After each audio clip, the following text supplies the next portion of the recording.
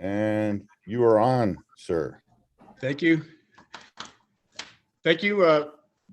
This is Rudy Garcia, Vice President of the Santa Fe Public Schools Board of Education. We'd like to call this meeting on March 10th, 2022, a special meeting at 5:15, starting at 5:18. Call to order. And first, we'd like to start with item B on the agenda, which is the Pledge of Allegiance and salute to the New Mexico flag. Thank you, Vice President Garcia. Yes. Deputy Superintendent Romero, please. Yes, I thank you. pledge allegiance to the flag of the United States of America and to the republic for which it stands, one nation under God, indivisible, with liberty and justice for all. Juro fidelidad a la bandera de los Estados Unidos de América y la república que representa una nación bajo de Dios, indivisible, con libertad y justicia para todos. I salute the flag of the state of New Mexico, the Zia symbol of perfect friendship among united cultures. Saludo a la bandera del Estado de Nuevo México y el símbolo Zia de amistad perfecta entre culturas unidas. Thank you, Deputy Superintendent. Item number C is acknowledgements of tribal land. Mr. Vice President, I'm happy to read that. Yes, please. Madam Secretary, yes. We acknowledge that our Board of Education meeting is taking place on occupied indigenous lands. We acknowledge the Tesuque Pueblo lands and other tribal lands on which we stand. We honor these people, past, present, and future. We acknowledge the history and ongoing colonization of where we are sitting right now in New Mexico and in our country. We acknowledge our own place in the story of colonization. Thank you, Madam Secretary. Very well. Thank you, Mrs. Deputy Superintendent. Item number D is approval of agenda. Can I get a motion for approval of the agenda? I move Mr. Vice approval. President, I will second. Okay, so all in favor signify by saying aye. Aye. Aye. Item number 2 on the agenda is the introduction of the interpreter. Thank you, Vice President Garcia. Deputy Superintendent Romero, please. Para servicio de traducción en español, marque 205-451-6064. A continuación, 701-802-5152 y el número de acceso es 4277932#. Y por favor mantenga su teléfono en silencio durante la traducción. Thank you, Deputy Superintendent. Item number 3 is public. Yes. Mr. Vice President, I'm sorry. Can you just go through for the record to state the board members that are present? Yes. Vice President Rudy Garcia, Secretary Sarah Bose, Board Member Anderson, and Dr. Gonzalez. Thank you. Thank you. Item number 3 is public forum. Thank you, Vice President Garcia. With us tonight is Cody Donarski, our Public Information Officer. Please, Mr. Donarski. Good evening, Vice President Garcia, members of the board, Superintendent Chavez. There is one person signed up for public forum comment tonight. Rules for public forum. Public forum includes online and/or virtual participation as needed, as well as in-person comments when the board holds in-person meetings. Please listen and speak with respect. No uncivil conduct will be permitted. Please do not discuss any specific student who is not your own. There will be no sharing of time. Please self-monitor and observe the 3-minute time limit. I will give you a 30-second warning when your time is almost up. Public commentary and dialogue are allowed only during the public forum, not throughout the meeting. Please search for answers on common ground. You may speak on any topic, whether it is on the agenda or not. Your input will be taken into consideration. Please be advised that the board may discuss your issue during the meeting, but by law, the board cannot take action on items that are not on the agenda. Please do not discuss employee matters which may result in disciplinary action. Instead, notify the employee supervisor, the Human Resources Department, or the superintendent. Tonight's comment is from Brian Van Denzen. I write to ask the Santa Fe Public Schools to consider moving the proposed 2023 spring break start date until the week of March 20th through 24th. The reason for this request is because the 2023 New Mexico legislative session does not conclude until Saturday, March 18th, 2023. The last week of the legislative session in Santa Fe is always one of the busiest weeks of the year in the community, particularly for anyone with work that interacts with the legislature. As you may know, many parents in Santa Fe public schools are state employees, and many state employees have extra duties and obligations during the legislative session. In addition to state employees, many parents in Santa Fe work for nonprofit organizations or other hospitality organizations that are impacted with extra duties, obligations, and increased business during the legislative session. For many of these folks, it would be difficult to arrange childcare during the busy final week of the legislative session, especially as there tend to be some late nights at the Roundhouse during the final week of the session. For those reasons, I ask that under either of the two options proposed, the regular or extended calendars, the Santa Fe Public School spring break until the following week after the conclusion of the session, where it would be easier for families in the community to arrange childcare or to spend quality time with their children during spring break. And that concludes public forum.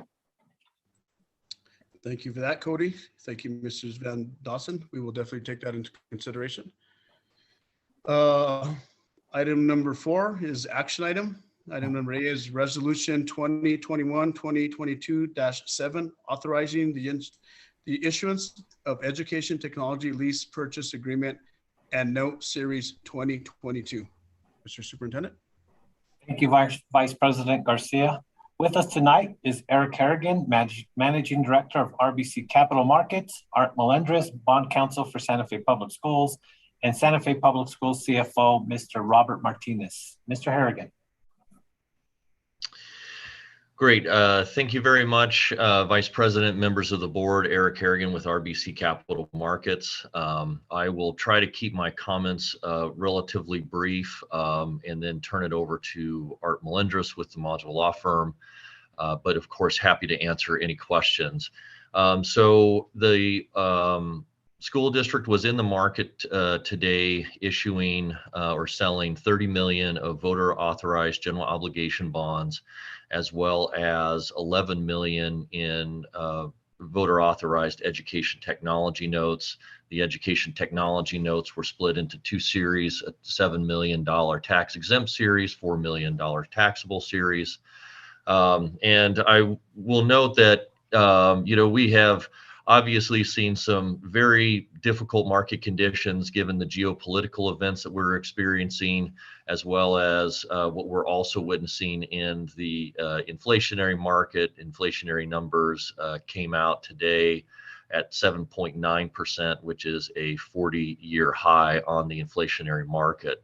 But as going through the, as the district authorized the issuance of the general obligation bonds, and as part of, to meet the delegation, we will report the sale results, but there is no action required on the GO bonds.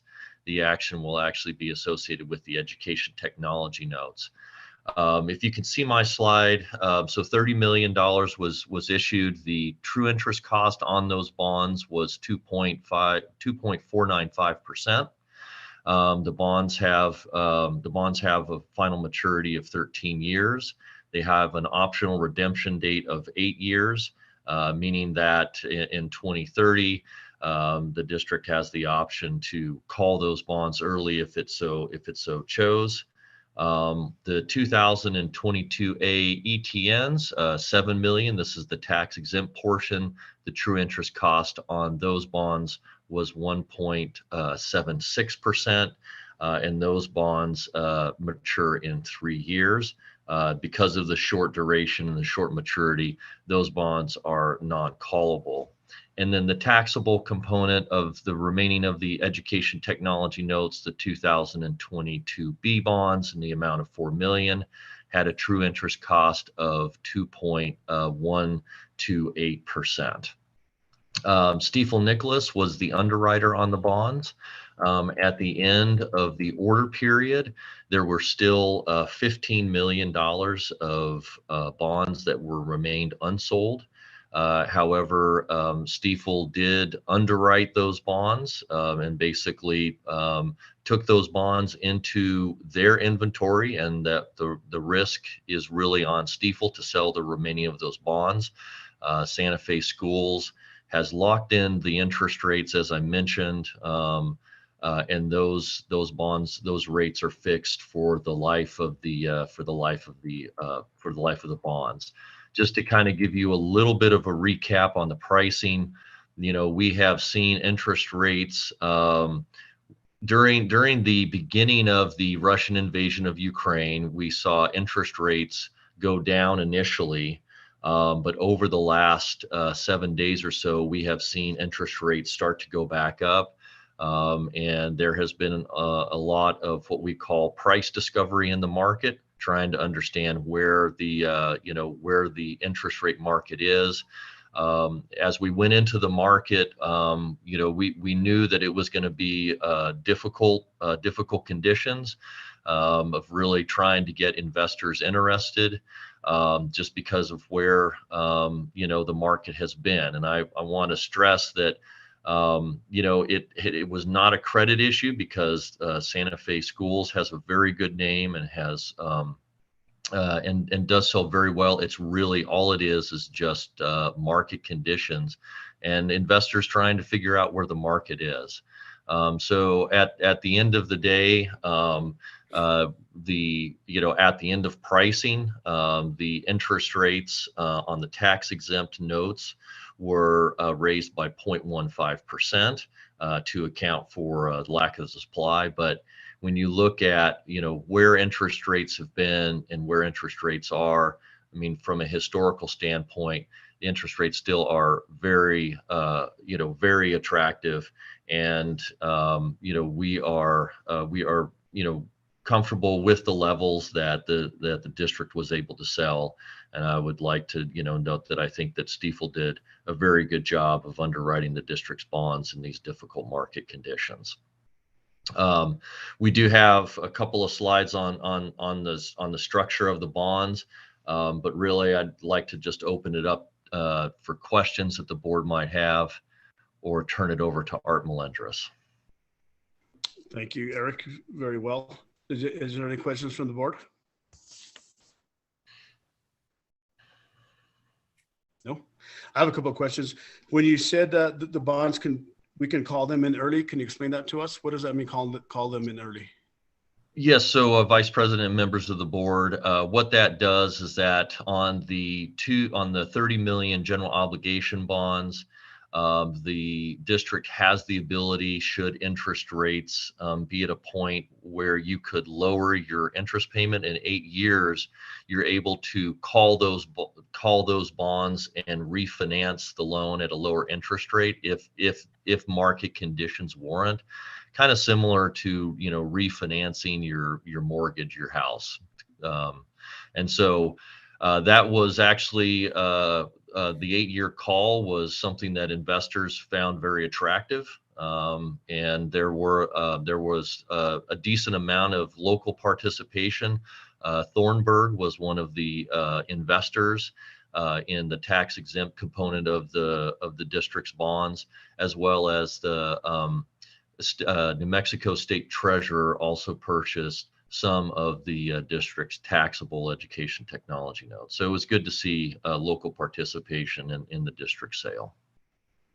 So thank you for that. So who actually informs the school board at that 8-year period as into whether we need to refinance those bonds or not? Is that you, or how does the superintendent relate to the board as into we're going to refinance this debt? Yes, so Vice President and members of the board, so we evaluate the district's bonds on a regular basis on whether refunding would generate interest rate savings for the district, and we do that on we basically do that on an annual basis. And so if 8 years from now, if interest rates are lower than they are today, there might be an opportunity to refinance and lower those interest rates. Although at 2.5% on the general obligation bonds, that is still, when looking historically, a very low rate.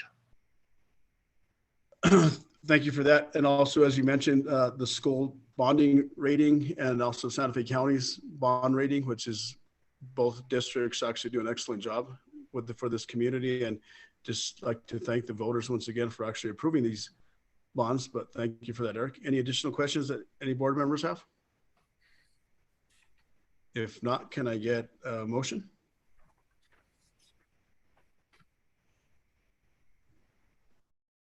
Mr. Vice President, I move to approve if that's the time we're at. I'll Yes. second. Thank you.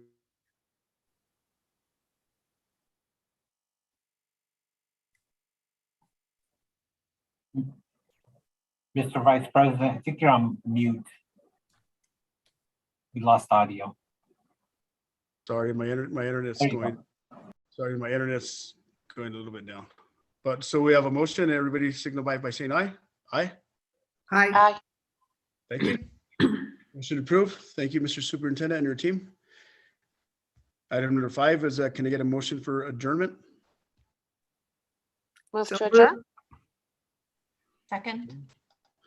Thank you, Madam Secretary. Thank you, Dr. Gonzalez. All in favor signify by saying aye. Aye. Aye.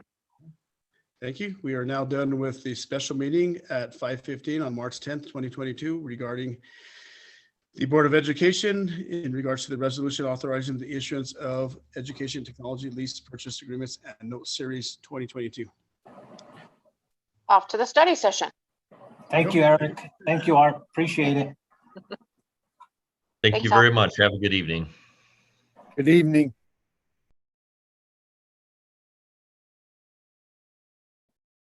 All right, right into the study session.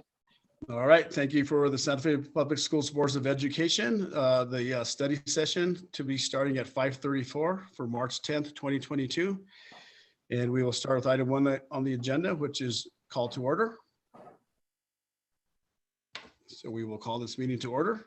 And just note that President Kate Noble is excused and she will not be joining the meeting, but we do have the other 4 board members at the meeting.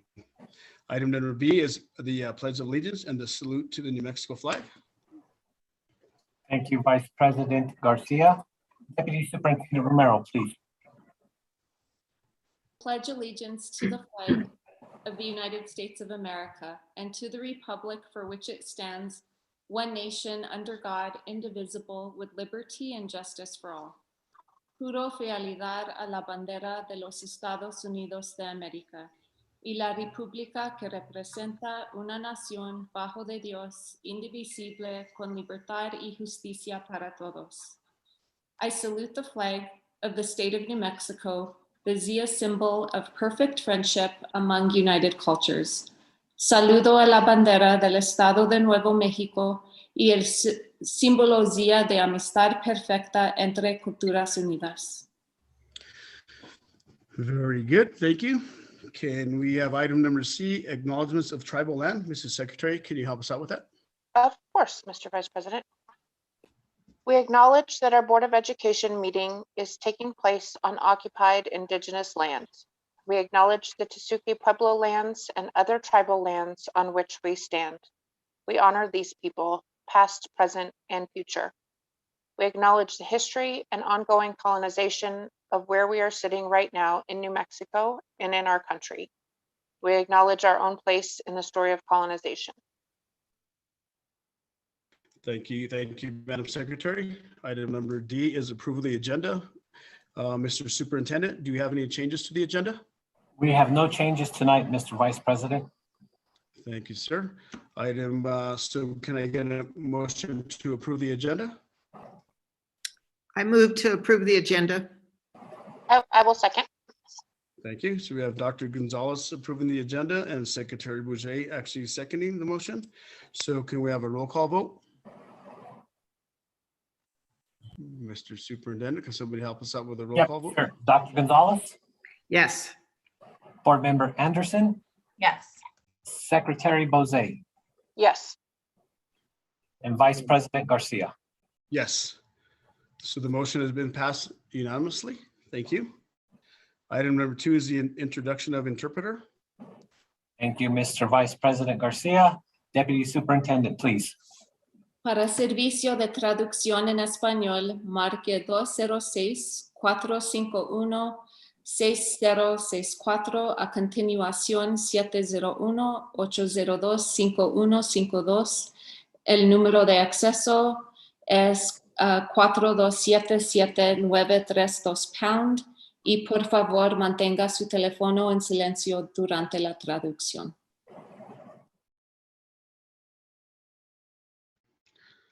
Thank you. Item number 3 is board announcements and follow-up. Item number A is appoint 2 board members to review the applications for the nomination for the New Mexico School Board Association Scholarship, which the action will be taken at the April 7th regular meeting. At the last meeting, we actually talked about appointing 2 members to actually discuss the nominations. And so is there any board members that actually would like to review the nominations and bring them forward to the Dr. Gonzalez? I see you smiling. You did this. I did it last year, but let's see if somebody else wants to do it this year.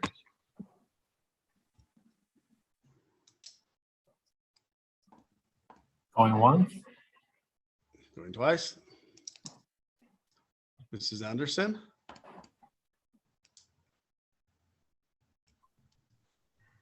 I thank you, Vice President Garcia. If there are no other volunteers, I would be happy to. I'm worried that I might not be able to give it my full the attention that it deserves, but I can certainly make time for it if there are no other folks who would like to do it. I think that probably that's the feeling among all of us, that we want to make sure that it gets it's just desserts. Is that the right?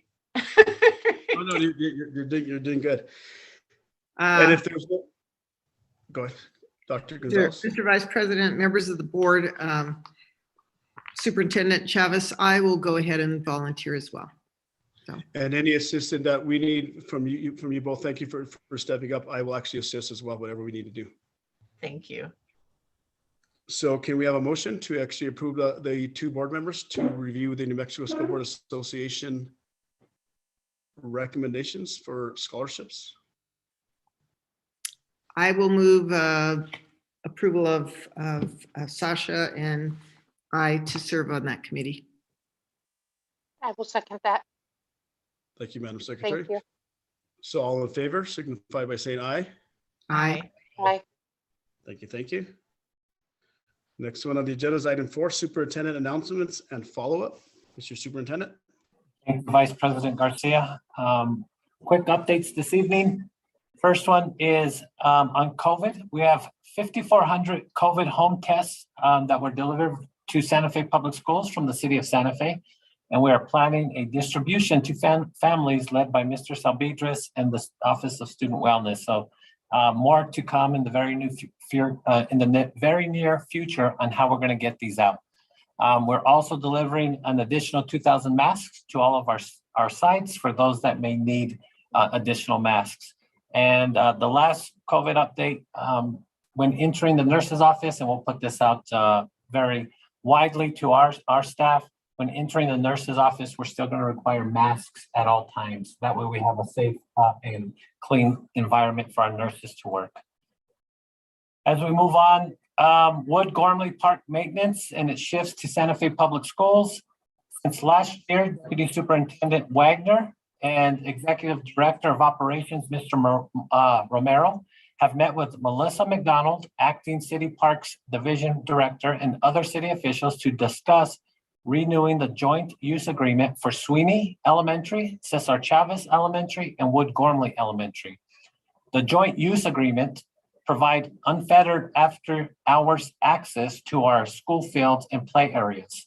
In return, the city provided maintenance and watering of the fields. We've learned from Ms. McDonald that the city will not renew the agreements and will no longer maintain the park area that is across from Wood Gormley that is used for recess. Regarding Sweeney and Cesar Chavez, these play areas and fields have been unofficially closed to the public for a few years now. For the change at Wood Gormley, we will install fencing to secure the play area and field.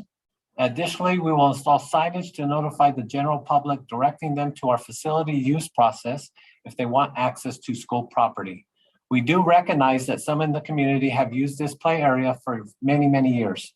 We are working with Principal Karen Lundeen of Wood Gormley on communication to her school families before moving forward with the fencing.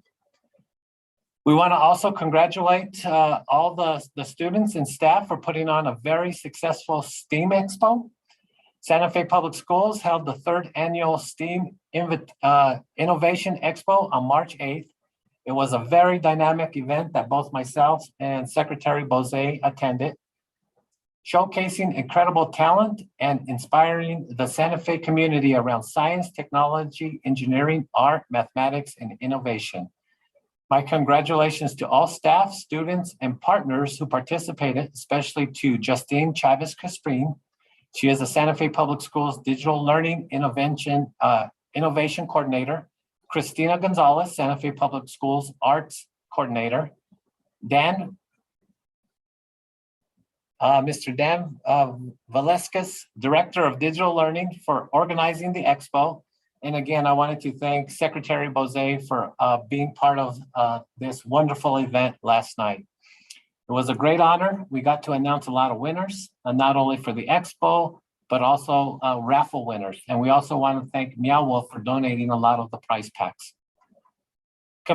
Capitol High School computer science teacher Barbara Tederitz, honored once again for the 2nd time in a row. Ms. Tederitz, computer science teacher at Capitol High School, has received the Aspirations in Computer Education Award for the 2022 Central and Northern New Mexico affiliate of the National Center for Women in Information Technology.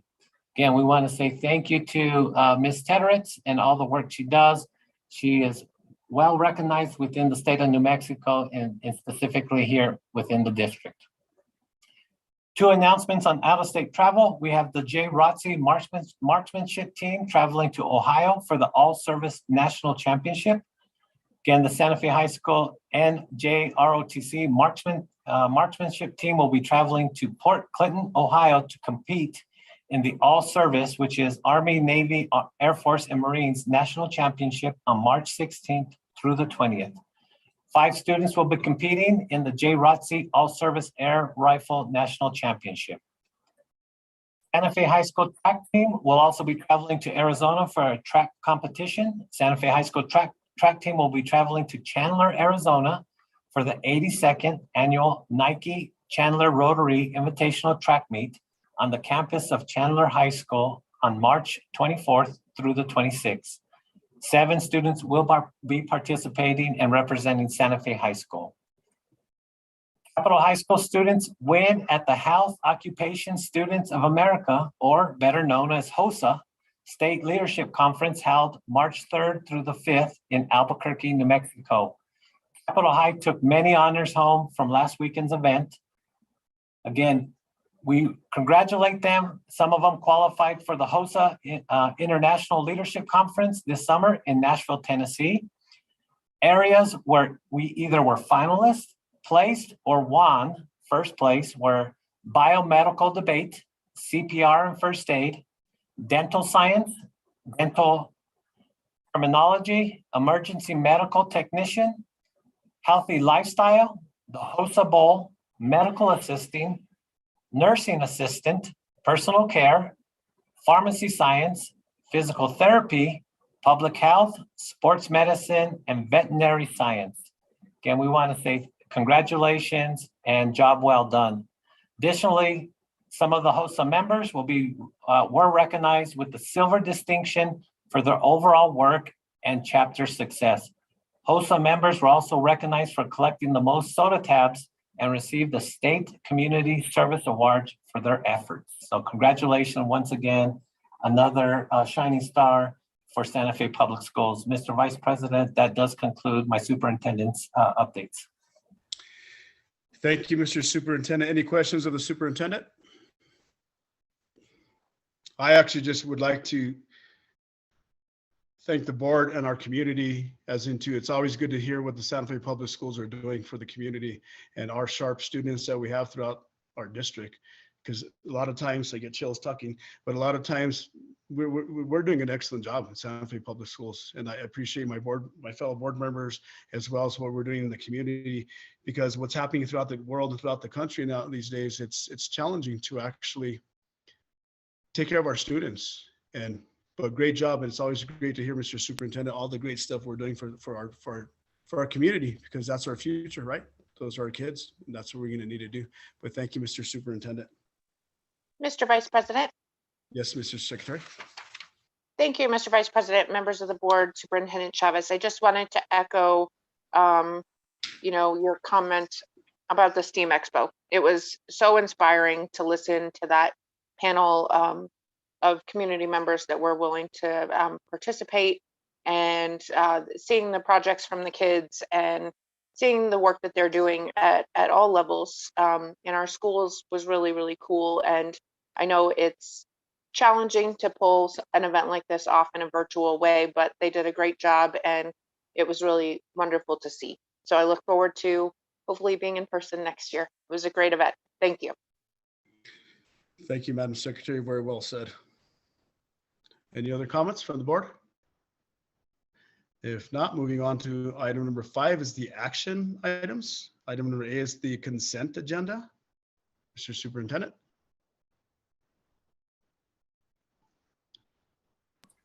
Here we go. So I'm kind of new to this. So do we go through the consent one by one, or can we just approve all 3 of them? Or if anybody has any questions about each individual one, please bring it forward. And if nobody has questions on any of the 3 of them, I assume that we can actually make a motion to approve all 3 under the consent agenda, correct? I move to approve the consent agenda. Second.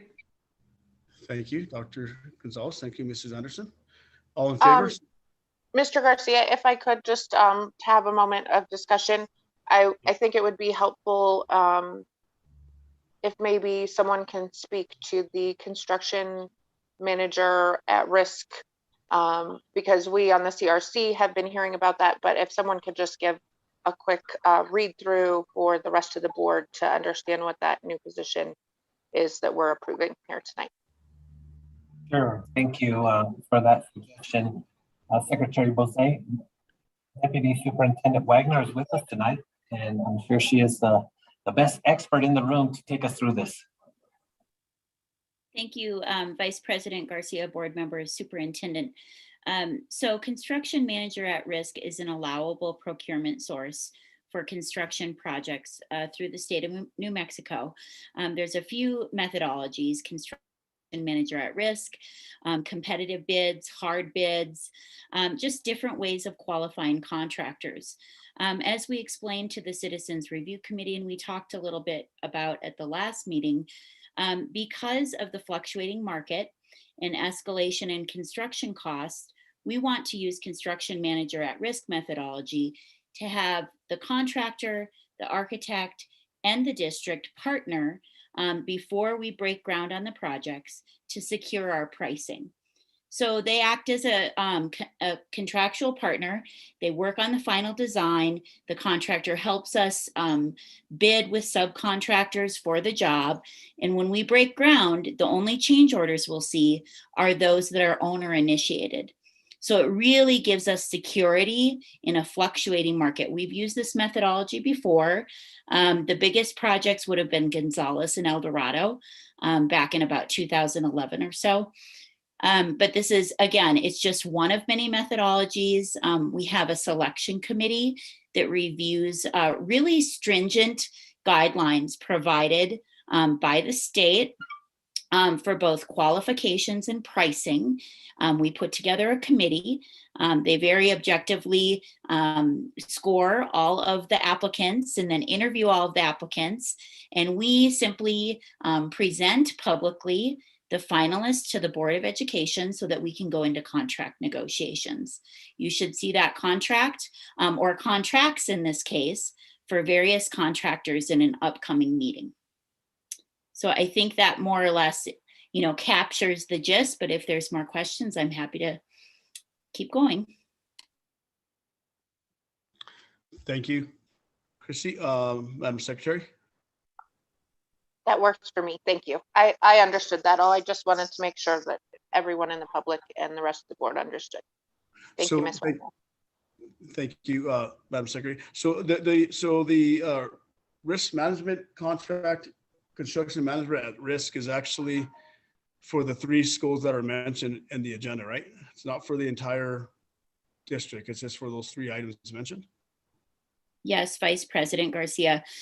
We do these on a as needed basis. Again, it's a procurement methodology. So we wouldn't procure a construction manager at risk for a school that wasn't undergoing construction. We're doing it for the 3 big jobs: Santa Fe High School, Early College Opportunities, and Mandela. And we're doing that so we can control the costs on big construction jobs. We'll likely consider this methodology in the future, depending on what happens in the economy. But those are the only 3 projects the construction managers at risk will be working on. Thank you, Christine. So this is actually going out for RFP, or this is actually to allow you to go out for RFP to hire a construction manager at risk? Vice President Garcia, this is notifying the board of the finalists selected by the committee, so we can go into contract negotiations and bring a contract to a future board meeting.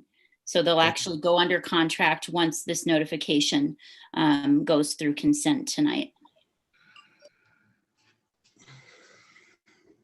Thank you for that. I just, when we say construction manager at risk, I just have questions as into what, I know what they're responsible for, but how do we go about making sure that, I know what you're talking about, the economy, what's going on, and the prices of construction, gas and everything else is amazing. However, I guess what is their liability, and how do we go if something doesn't happen for the schools? Do they have some sort of liability that they're covered by? How does that work for liability? Do we know? Vice President Garcia, at a future point in time, we'll bring to you a signed contract that will outline to the board and to the public that they're securing their pricing. That means they are the ones risking an escalating market. They're saying we can do this for X million dollars and we're holding the line on that number. It would be a violation of that contract for them to exceed that number. They can only bill us to that number through the course of construction with an agreed upon scope. It's possible that as owners, we might change the scope and thereby have a change order on one of those jobs.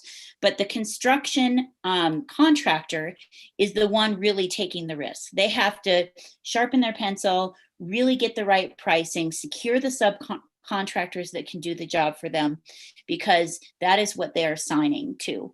They're signing on to complete the job for a set amount. And we'll bring that detail to you at an additional meeting. Again, it's still the same relationship we have on any construction job. There's the owner, there's the architect of record, and there's a general contractor. This contractor is just secured through a different procurement methodology and under a different contractual agreement. Many of the same standards are still implemented. It's just that they're held to a fixed price once we enter into that portion of the contract. This is simply notice of who we are going to negotiate with. Much more detail to come.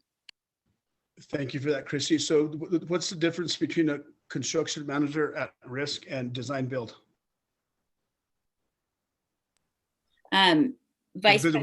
Vice President Garcia, design build it's similar, but in that instance, an architect and a contractor design side by side and often build while they're still designing. I don't believe they can fix the price as securely as a construction manager at risk. Again, once we agree to the contract bottom line, that's all we're going to pay the construction manager at risk. In a design build, there might be changes to the price of the project. Okay, thank you. Thank you. Thank you. So can I get a motion for the consent agenda? I move approval of the consent agenda. Thank you, Dr. Gonzalez. I think we did already, but I'm not sure. My internet's going in and out, probably because it's snowing out there, which is beautiful. But so I have a motion from Dr. Gonzalez, and was it Board Member Anderson? That's second? Yes. Okay, Yes. good. All in favor, signify by saying aye. Aye. Aye. Awesome, awesome. Thank you, thank you. I'm sorry, I'm going to go back a little bit, Mr. Superintendent, in regards to the city of Santa Fe in regards to the parks that they were watering and they were overseeing maintenance of it. Do we know why the city of Santa Fe is not doing that with us or partnering up with us anymore? Deputy Superintendent, do we have an answer for Vice President Garcia? Vice President Garcia, board members, superintendent, it's simpler. It's a couple of things, but first and foremost, the maintenance and upkeep of joint use fields was really no longer within the reach of existing staff capabilities, and they simply weren't capable of keeping up more parks than they're already responsible for. Where we have the capability and some capital funds to improve these parks and manage and oversee facility use, it made sense that they just revert to the district. Furthermore, the agreement under which the city was maintaining and overseeing the use of the parks had long since expired. We hadn't revisited it for many years. And so they were just doing it really in good faith. We continued the process and the practice in good faith. And when they did an assessment and evaluation of capabilities, need, it just wasn't a match anymore. Some of these parks were in parts of the city, or these joint use parks were in parts of the city that now have city parks. And so their resources are going to maintain and clean those parks and make sure that they keep those open to the public. Thank you for that. So I guess just the concern I have, so the district will actually maintain and water the parks and take care of them? Vice President Garcia, board member, superintendent, we'll do all the maintenance. We'll treat them just like our playgrounds and other play fields, whether it be watering, whatever they need. And in some cases, it might be significant upgrades and moving away from grass fields to turf, or, it'll just become a part of our master plan to upkeep these areas of our properties. So thank you. As we go moving more and more forward in regards to our budget, when it comes to staffing, I know you and the superintendent will look at our staffing, because Cesar Chavez, that's that park out there, that the playground that all the kids play on, that's a shared city and school board responsibility as well. And so as long as I just don't want the property, I want kids to go play. And so as long as we have the resources to take care of the parks, I'm just concerned about that. And I want to make sure that this is not going to become an abandoned field. But if you're okay with that, and the superintendent's okay with that, I just wanted to bring that forward. But thank you for that. Item number 5B is amendment to ground lease for property at 1409 Monterey Drive. Mr. Superintendent. Vice President Garcia, with us tonight to review the ground lease is Mr. Josh Granada, legal counsel or general counsel for Santa Fe Public Schools. Mr. Granada.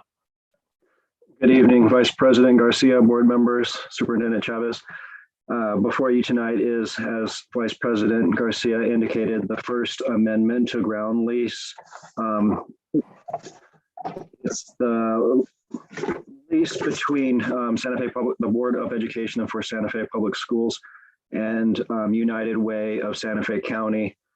This is for the property that was formerly known as Connie. And the only amendment to the lease is to reflect the change of the name of Growing Up New Mexico Incorporated. It used to be United Way of Santa Fe County. They legally changed their name. And so we're just amending the lease to make that update to the lease to make it reflect the current parties that the lease is between. And so the district would recommend that you pass this amendment. Thank you, Mr. Superintendent. Thank you, Attorney Granada. Any questions of the board? I move approval. I will second that. No, I was just going to approve, make a motion. Happy to second. Thank you, Ms. Board Member Anderson. Thank you, Secretary. So all in favor signify by saying aye. Aye. Thank you. Item number 6 is presentation, overview of student wellness program and services. Mr. Superintendent. Thank you, Vice President Garcia. With us tonight is our Executive Director of Student Wellness, Ms. Sue O'Brien. And she did have Ms. Sarah Bose, Secretary Bose, working with her on this, as well as many members of Ms. O'Brien's staff. I will hand it over to Ms. O'Brien to introduce us to her staff. I see all of them on here, and so it's a great sight to see all of your staff on here, Ms. O'Brien, and take it away. Thank you. Thank you, Superintendent Chavez. Good evening, Vice President Garcia, members of the board, Superintendent Chavez, of course, and our audience.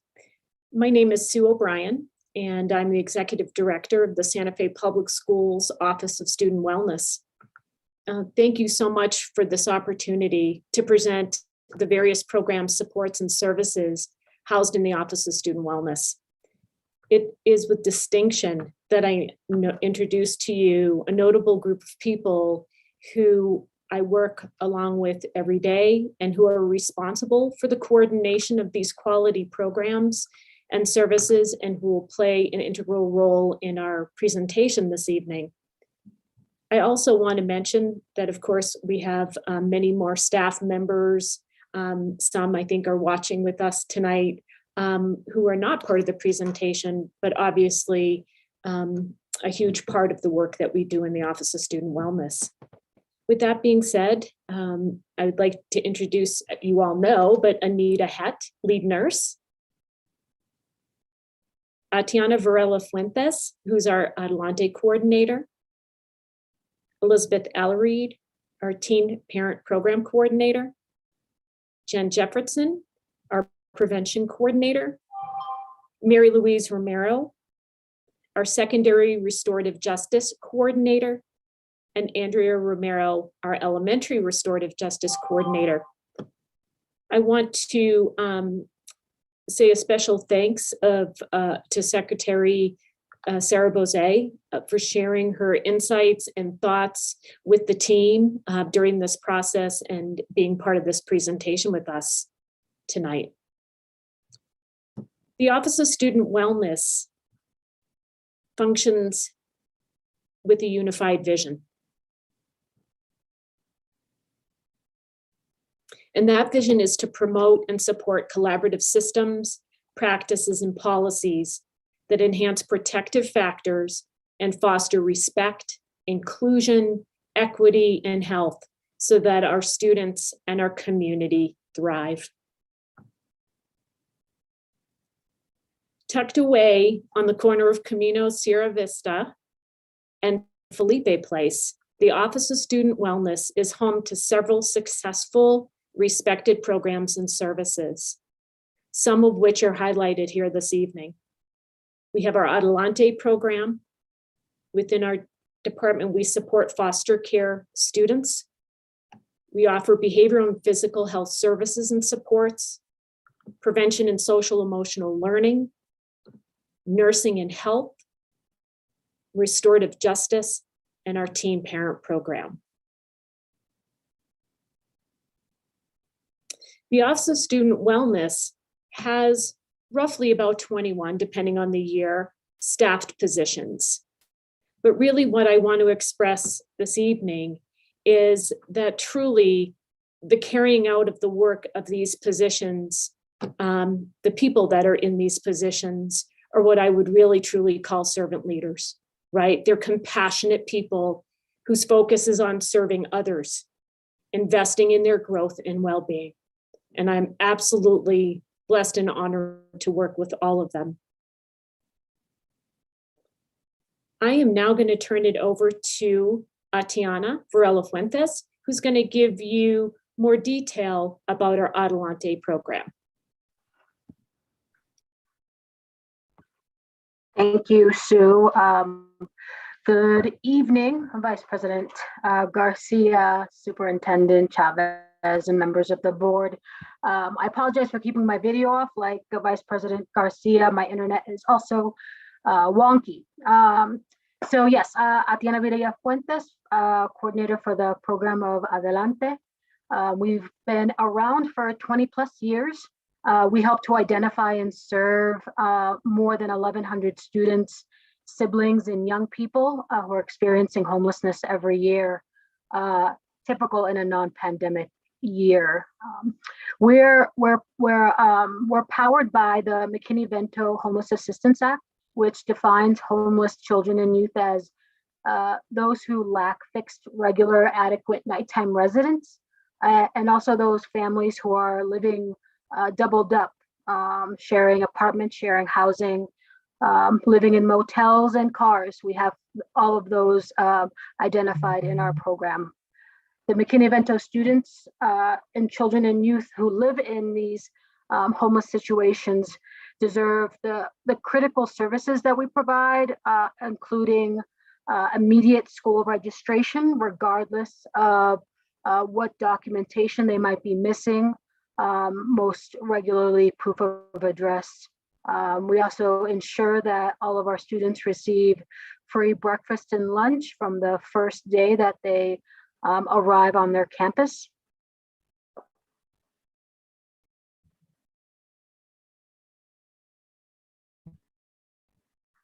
So the services that we provide, the folks on our team are bilingual. And we also have a staff member who is actually also fluent in American Sign Language. So very talented team that I have at Adelante, and I'm grateful for that. Our advocacy ensures that students receive free lunch, quality education, after school care, transportation, and in these last couple of years when transportation has been difficult, as you can imagine, difficult to find routes for all of our children, we make sure that we provide gas cards for transportation for our students whenever we're not able to get them on a bus route. We have weekly basic needs distribution. We do fresh food with the support of our community partners, the Food Depot, as well as Reunity Resources Community Farm, who also give our families on a regular basis fresh farm food cards. So much of the work that we do is we are able to do it because of the partnerships that we've created and cultivated in Santa Fe. So I'm grateful for that. Our case management team, we have inaugural navigators who utilize the Connect Network's Unite Us platform. And through the Unite Us platform, we're able to conduct referrals, receive referrals from other organizations throughout Santa Fe. And this has really been able to streamline the wraparound services that we provide to our families. We also have McKinney-Vento liaisons. They serve as a link between all of the schools. We have students in all of the schools in Santa Fe, and our Adelante case managers. So like I said, we're working to ensure that while, yes, first and foremost, we're making sure that our students have equitable access to education. We know that in order to serve that student, we serve the entire unit. So wraparound family services is part of the holistic manner in which we operate over at Adelante.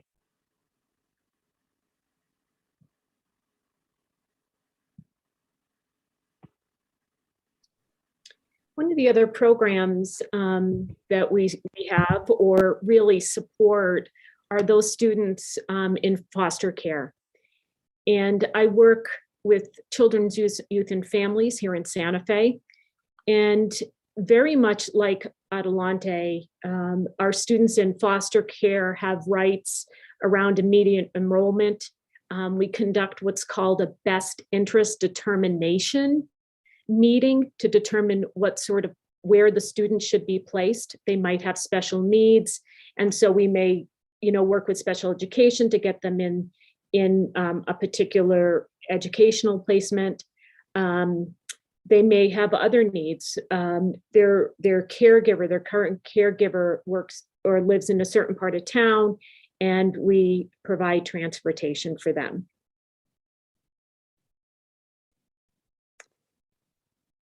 One of the larger programs that we have in our schools is our school counseling. We currently, Santa Fe, in my mind, is unique. So we currently have 40 school counselors, and that's all different full-time equivalents. So we have part-time counselors in some schools, and we have full-time counselors in others, and that's grade K through 12. I think the one thing that I want to highlight about school counseling is, of course, the goals are to improve outcomes for students and, building those connections and those relationships with the students is really critical. In addition to that is really responding to, particularly in these last couple of years, right, is the community needs around trauma, stress, anxiety, and depression. So our counselors are just not serving our students. They're serving their parents. They're serving staff members in their schools who may also be struggling. And they're not therapists. They're not licensed to provide therapy. However, they do have the ability, and they do both individual and group support for students. At the elementary level, they're responsible for delivering curriculum, our social emotional curriculum, specifically around bullying, our bullying units. They are often the lead of our school wellness teams out of our different schools. And they also have an added responsibility in our district to either facilitate, develop, and monitor 504s. And those are specifically for students who may have behavioral health needs, anxiety, depression, COVID long. So the counselors do so much more than just, I think, what most people think around just school counseling. That also, of course, includes making sure they're in the right classes, next step planning for the following year to make sure they're on target for graduation.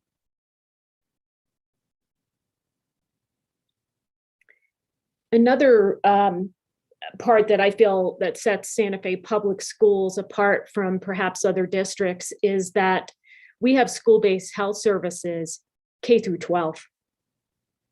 In the elementary and middle school, what we have is a referral process. Students can be referred for behavioral health services through their counselor. Parents might ask for it.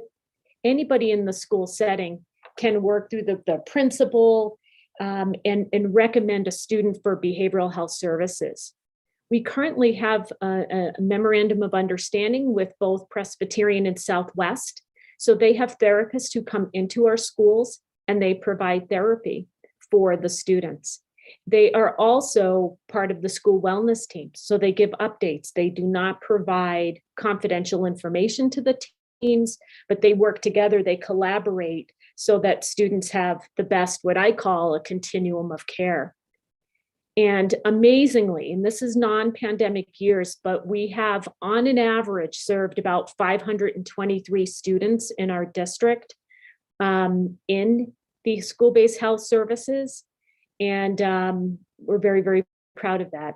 I truly believe that without that, students may not get services. There are barriers. So having school-based health services in our schools, for me, removes barriers of kids getting what they need. We also have a teen health center, both located at Capitol High School and Santa Fe High. Those both health centers serve students that are between 12 and 19 years of age. They offer free and confidential services. So it offers behavioral health counseling service as well as primary health care. On an average, we've got 100 unduplicated students a year with behavioral health services, 400 total visits. So that's the total number of behavioral visits that we get a year.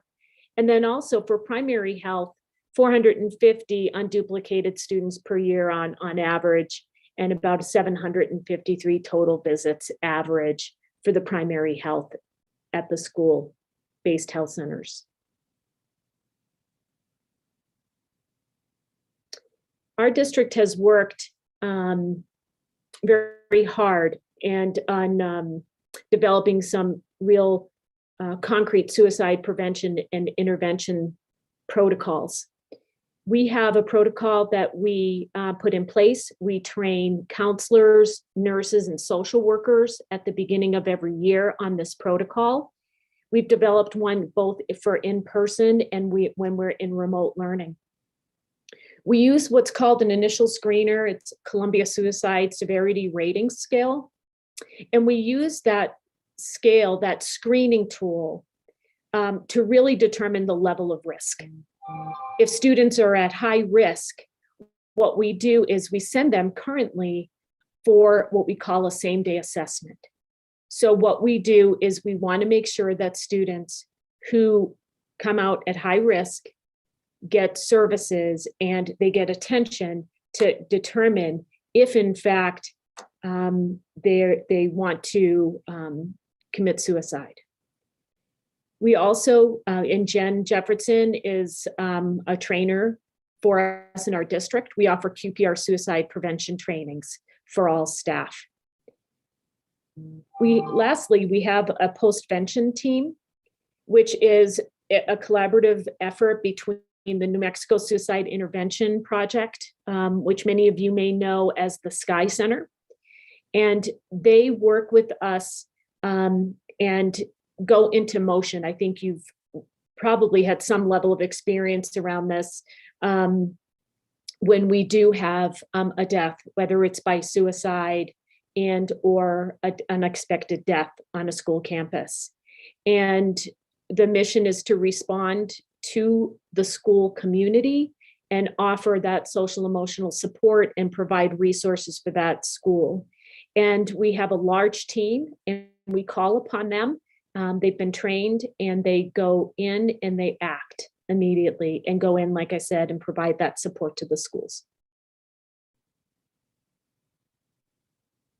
The last thing I'd like to speak with you about this evening and then turn it over to the next presenter are our school wellness teams that I referenced in a previous section.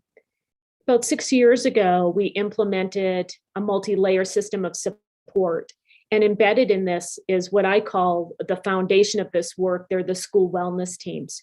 Every school in our district should have one. Truthfully, they operate in at different levels. Some are extremely strong, some are learning how to be better.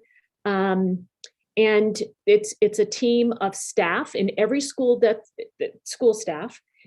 The teams get to decide who's on these wellness teams. Some schools have their counselors on there. Well, most of them are the counselors, but some of them have their custodians or their secretaries. Why? Because they hear and see everything, right? And so they're the feet on the ground. So the wellness teams, they should meet regularly. Our recommendation is they meet at least once a week. They have two different things that they can focus on. One is really looking at school-wide issues and really brainstorming and finding solutions to those school-wide issues that are coming up for them, as well as working on providing support, identifying students that are at a high level of need. And they use a tracking form first of all, to track who is of need, and then what kind of supports and services are being offered to that student. And like I said originally, for me, it's really the starting point of that multi-layer system of support, which we call MLSS.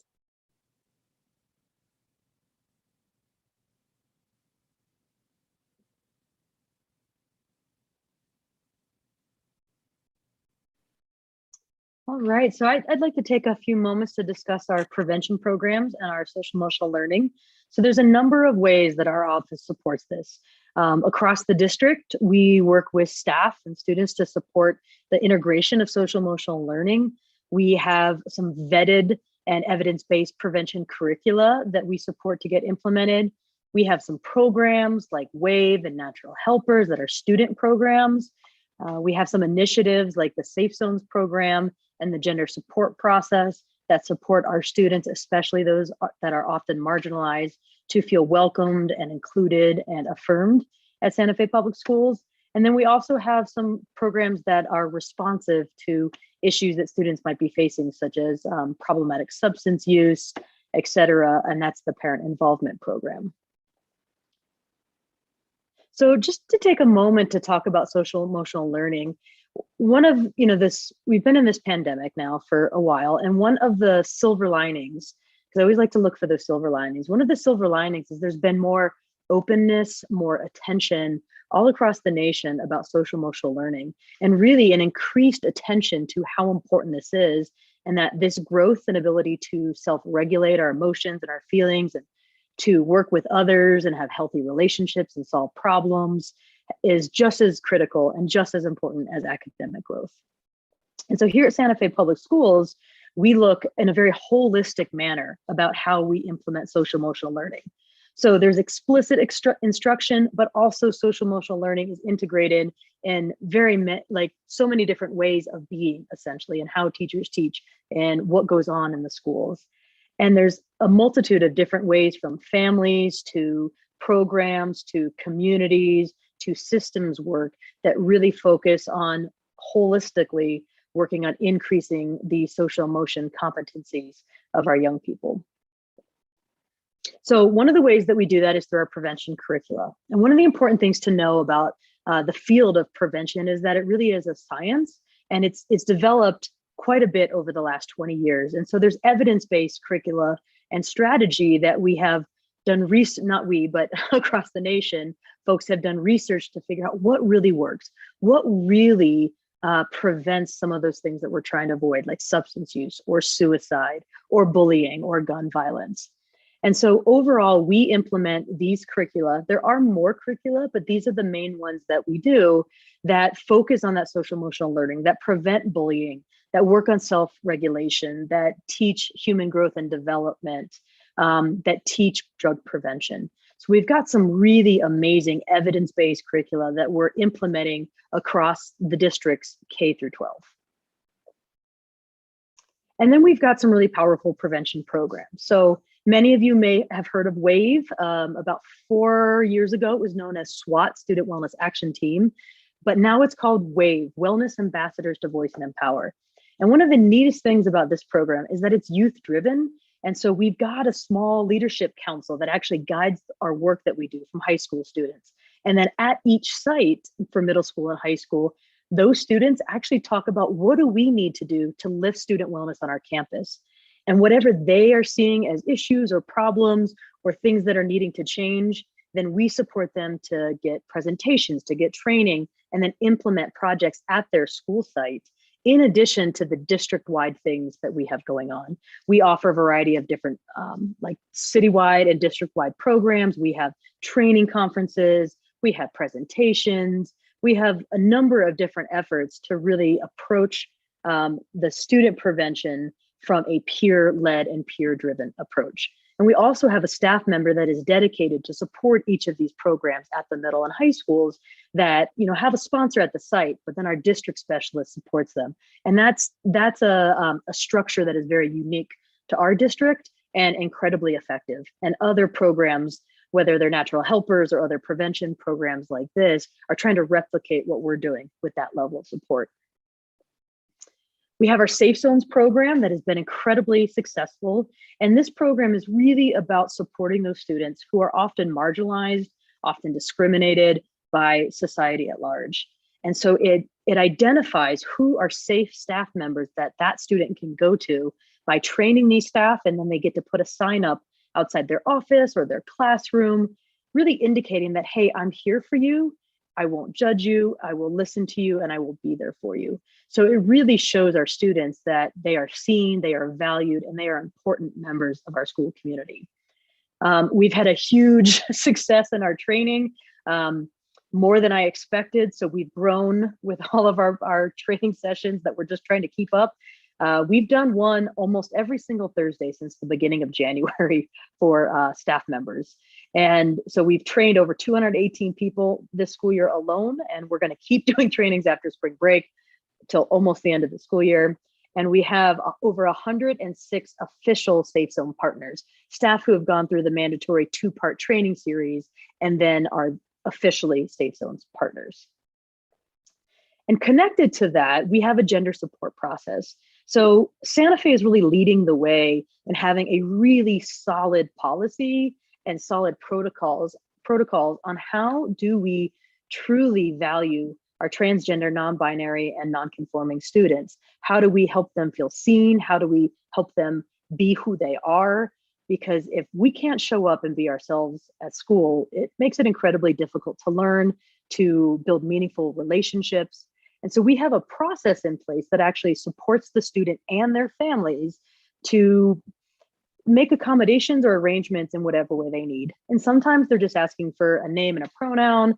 Other times they're asking to provide support to the family. So that's one of my roles, is that I work with the families and the students to help make sure they feel safe and welcomed at Santa Fe Public Schools. And with the very harmful and problematic legislation that we're seeing passed in Texas and Florida, it makes this work even more critical here in New Mexico. We've actually had over 38 gender support plans, over 50 gender support plans that have happened this year. And we have over 38 out transgender students in the district. And we know that there's many more trans and non-binary and non-conforming students as well that just aren't on my radar yet. So it's a program that I'm quite proud of. And then the last program I want to share with you all is a program called the Parent Involvement Program. And this is a program where we work with students and their families, which is a critical component. The student has to bring one of their parent, guardians, or caregivers with them. And it's a 6-series session. We typically do 3 separate cohorts each year, and each cohort has about 8 to 10 families.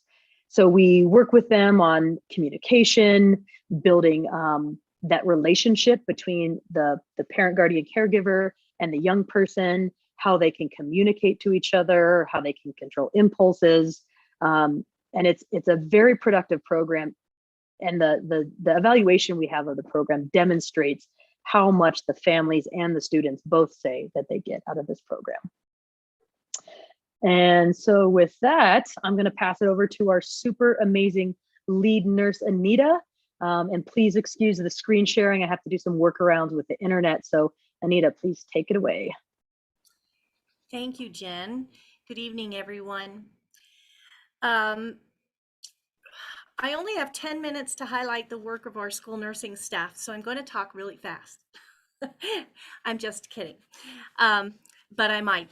I wanted to show you this brief video that was used for recruiting efforts because it captures much of our work. And these are actual Santa Fe Public Schools nurses and students.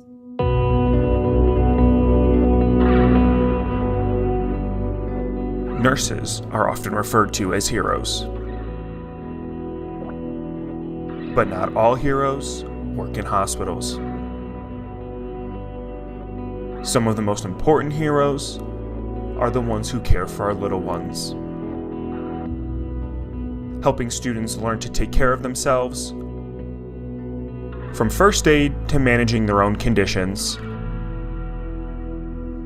will help them become their best selves. We keep kids safe, healthy, and ready to learn. Student achievement goes beyond the classroom. It starts with you. Become a school nurse.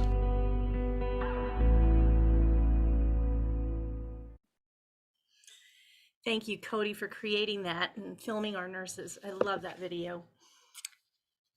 All right. Healthy children learn better.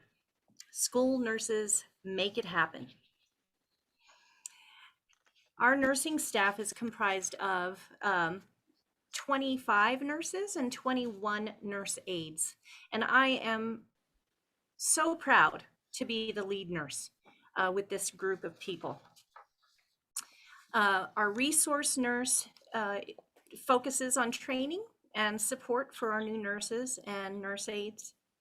We also have medically fragile nurses who work directly with students that have complex medical conditions. 4 of our nurses are nationally certified school nurses, which is quite a feat. They have to be nurses, school nurses for 3 years, and then they have to take a very, very difficult test to get those 4 letters after their name.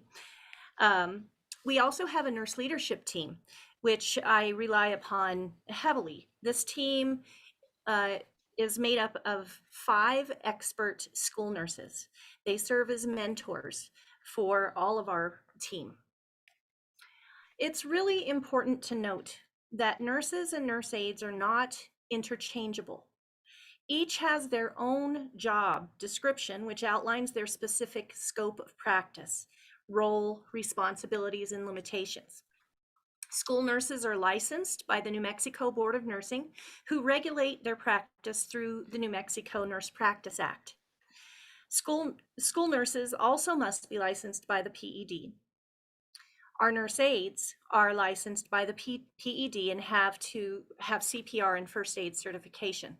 They also complete a 2-day training that is put out by the Department of Health and the Public Education Department that teaches them about their role in school health offices.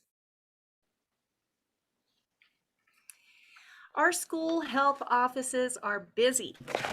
We have many students in our schools with chronic medical conditions that require attention throughout the day. Currently, we have 604 students with asthma, 629 that have severe allergies. 32 students in our district have diabetes. We have 10 students that require G-tube feedings regularly. And we have hundreds more that require daily medication administration. For all chronic medical conditions, we have to have orders from the student's primary care provider. And we have to have asthma action plans, food allergy action plans, seizure action plans, diabetes medical management plans, and all of these have to be updated annually. We're always prepared for emergencies. In schools, nursing staff are the first responders. We deal with broken bones, seizures, cardiac emergencies, head injuries, drug overdoses, and sometimes violent injuries brought on by violence. School nursing staff are trained to recognize the signs and symptoms of communicable diseases that are spread in the schools, and we are prepared to act when needed. School nursing staff are the eyes and the ears of the Department of Health.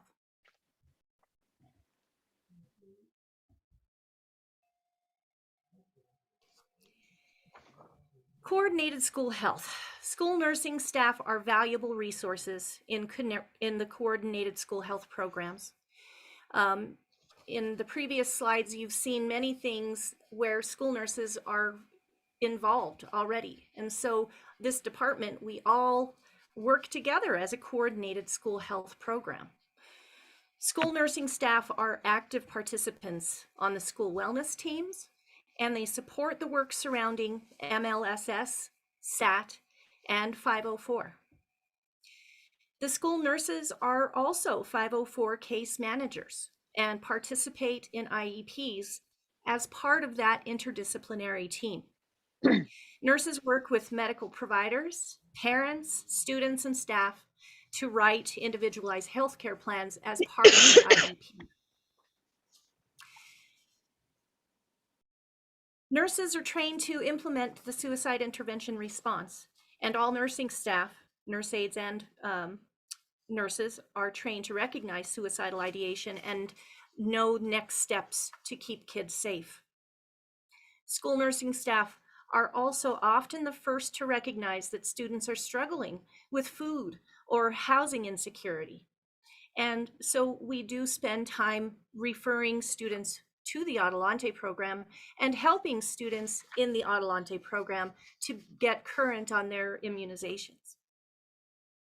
School nursing staff act as liaisons between student and school-based health centers at Capitol High School and Santa Fe High School, as well as the Teen Parents program, the GRADS program. School nursing staff also work with community members outside of the schools to obtain services for our students who are underinsured or uninsured. A short list of these are the Lions Club, Project Ann, Children's Medical Services, La Familia, the Santa Fe Public Health Office, Via Therese Clinic, the Office of Oral Health, Smile with Heart Foundation. I could go on, but I only have 10 minutes. Instruction is a very important part of school nursing.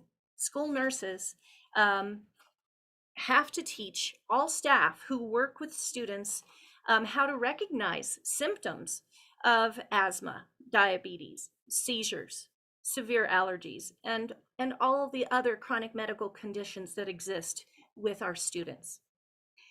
And because the school nurse cannot always be in, they can only be in one place at one time, we have to utilize delegation. Delegation is part of instruction because we have to instruct other individuals on the care of students. So delegation, this is the definition, is the transferring to a competent individual the authority to perform a selected nursing task in a selected situation, with the nurse retaining accountability for the delegation. So that means that we teach all teachers and staff, including nurse aides, that have students with chronic medical conditions in their schools or in their classrooms about those emergency medications, such as inhalers, EpiPens, glucagon, seizure medications, and we delegate to them the ability to administer them if necessary. So any medication administration, any type of procedure, nursing procedure, has to be delegated to the individual by New Mexico law. And so that includes over-the-counter medications. So it's really, that's a huge part of what nurses do. We also teach students about their medical conditions, and we teach staff about their medical conditions and families, how to control symptoms, when to know to seek help, etc. The school nurses also teach the Puberty, the Wonder Years curriculum to our 4th through 6th grade students. And they also teach the anatomy and physiology portion of the School Health Education Week with our community partners.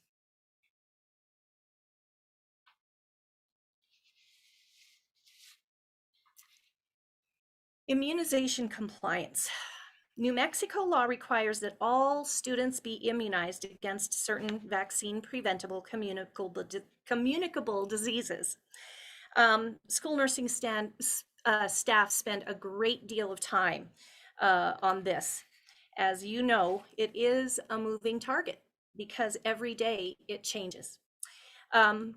Just so you're aware, our current rate of compliance district-wide as of this morning is 89.43%.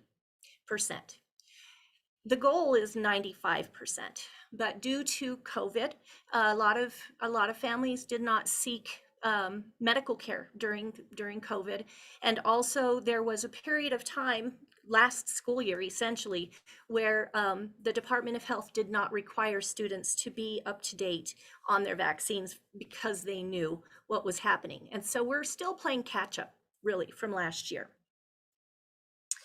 To help families with immunizations, we have our own Vaccines for Children pharmacy that's located at BF Young. We take appointments there. We also have the ability to go to the schools and administer most vaccines there, as long as we have written consent from the parents and guardians. So this year and last year during COVID, we actually implemented drive-by immunizations. And so we were meeting people at their car, making sure that we had everything that we needed, and make sure that we have consent and the parents have signed it and understand what vaccines their children are going to receive, etc. And it turned out to be very successful. And I'm not sure that I want to go back to the way we were doing it before, because I don't know, kids seem a lot more amenable in their cars. So that has been a wonderful thing. We also did a lot of flu clinics last year as drive-through as well. So for screenings, one of the most important functions of school nursing staff is to promote student health through the early detection and identification of health problems that might result in disability and/or interfere with learning.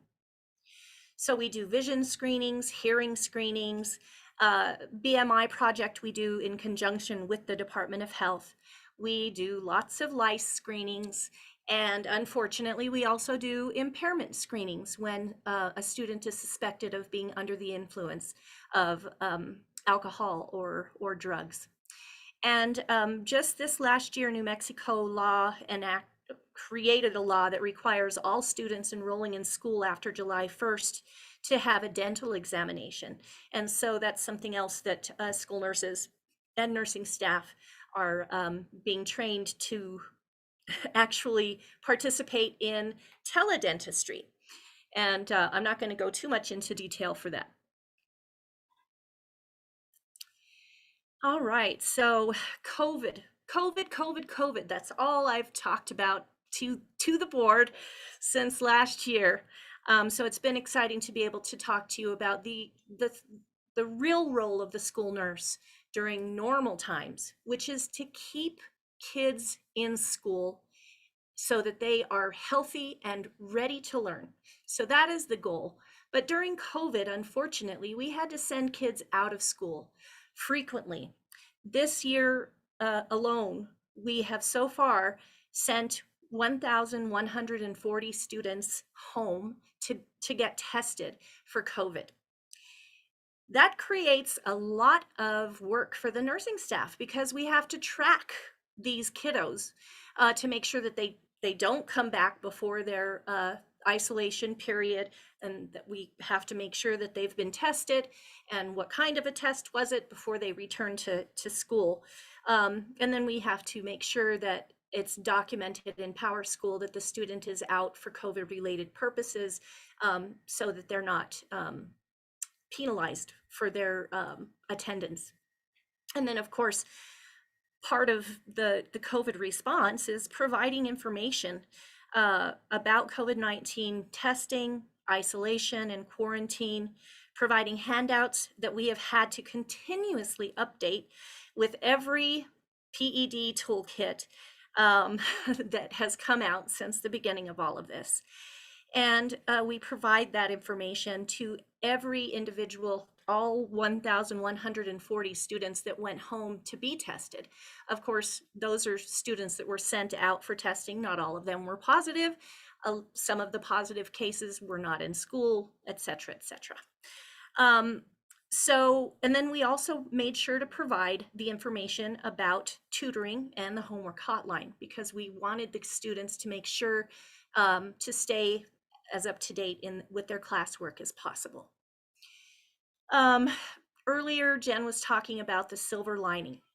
Well, there are a lot of silver linings that we've taken away from the pandemic, but one of them is the fact that we have technology.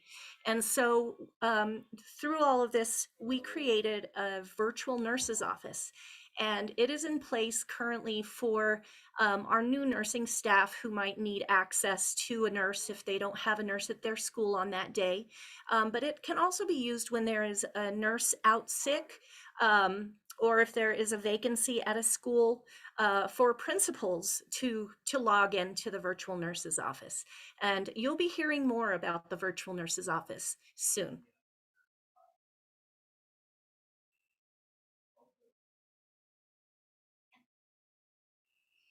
Santa Fe Public Schools nurses lead the way. I know I've mentioned this several times because I'm just so proud.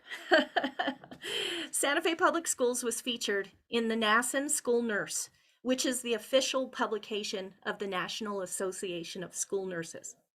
Myrna Barbie Lee, nationally certified school nurse at Pinon Elementary School and member of the nurse leadership team, as well as a group of contributing nurses, whose names are all there, submitted the article, which was published in the September 2021 edition. Jen, can you put the link to the actual article in the chat so you can read the article at your leisure? This article demonstrates Santa Fe Public School nursing staff being at their best.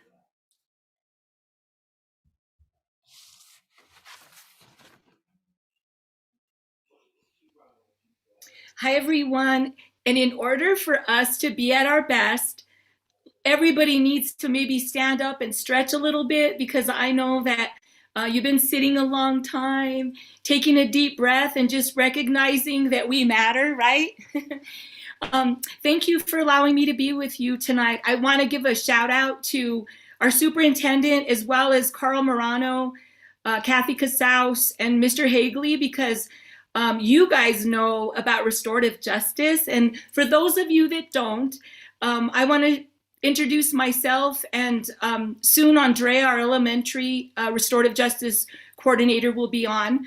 And I want to give a shout out to those people, because you believe in what we do, and we're walking with you, and we're partnering with you to really create a safe environment for our students, for our teachers, and for our families, because ultimately we're working with families. So restorative justice practices involved interventions when harm has happened, as well as to prevent that harm. And so one of the things that I want to say this, I have the best job in the world. And I want to tell you that when we see our young people recognize what got in the way of them being at their best, and we help them to recognize that they matter to us, and that school is a place where they belong, and that their personal responsibility is going to not be a blame and shame opportunity, but an opportunity for us to recognize together what got in the way of them being at their best. So this PowerPoint kind of gives you a little overview, but most importantly, I want us to recognize, and raise your hand with me if there's been a time when you were in elementary, middle, or high school where you weren't at your best. Raise your hand with me, because I think all of us can recognize that. And imagine that you have a resource at school that gets to talk to you about what you did that wasn't you at your best. And it doesn't always have to be suspension, but it gives you an opportunity to use your voice and to recognize, yes, I made a mistake, but how can I repair the harm?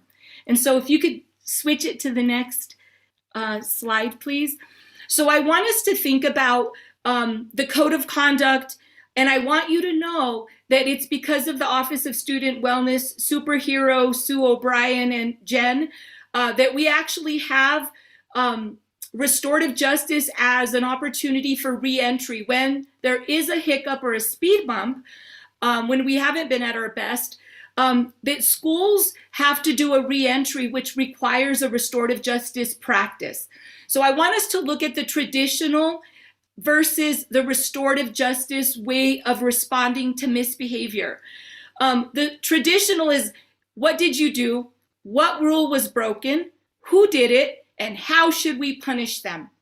Imagine if those of you that are on this board have heard of the school to prison pipeline.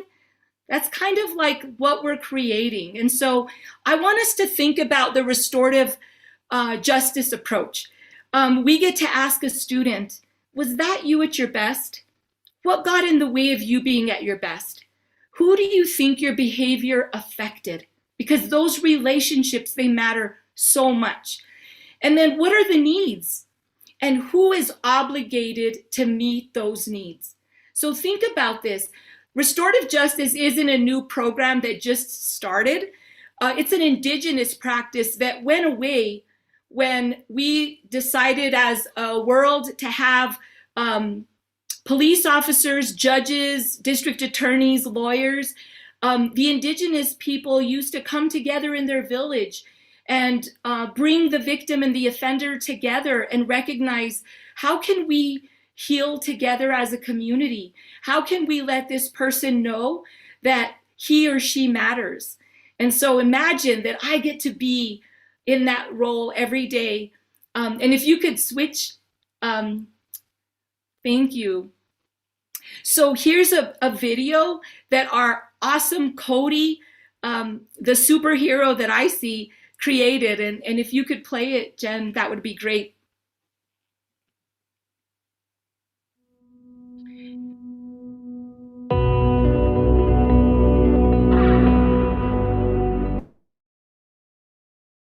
often referred to.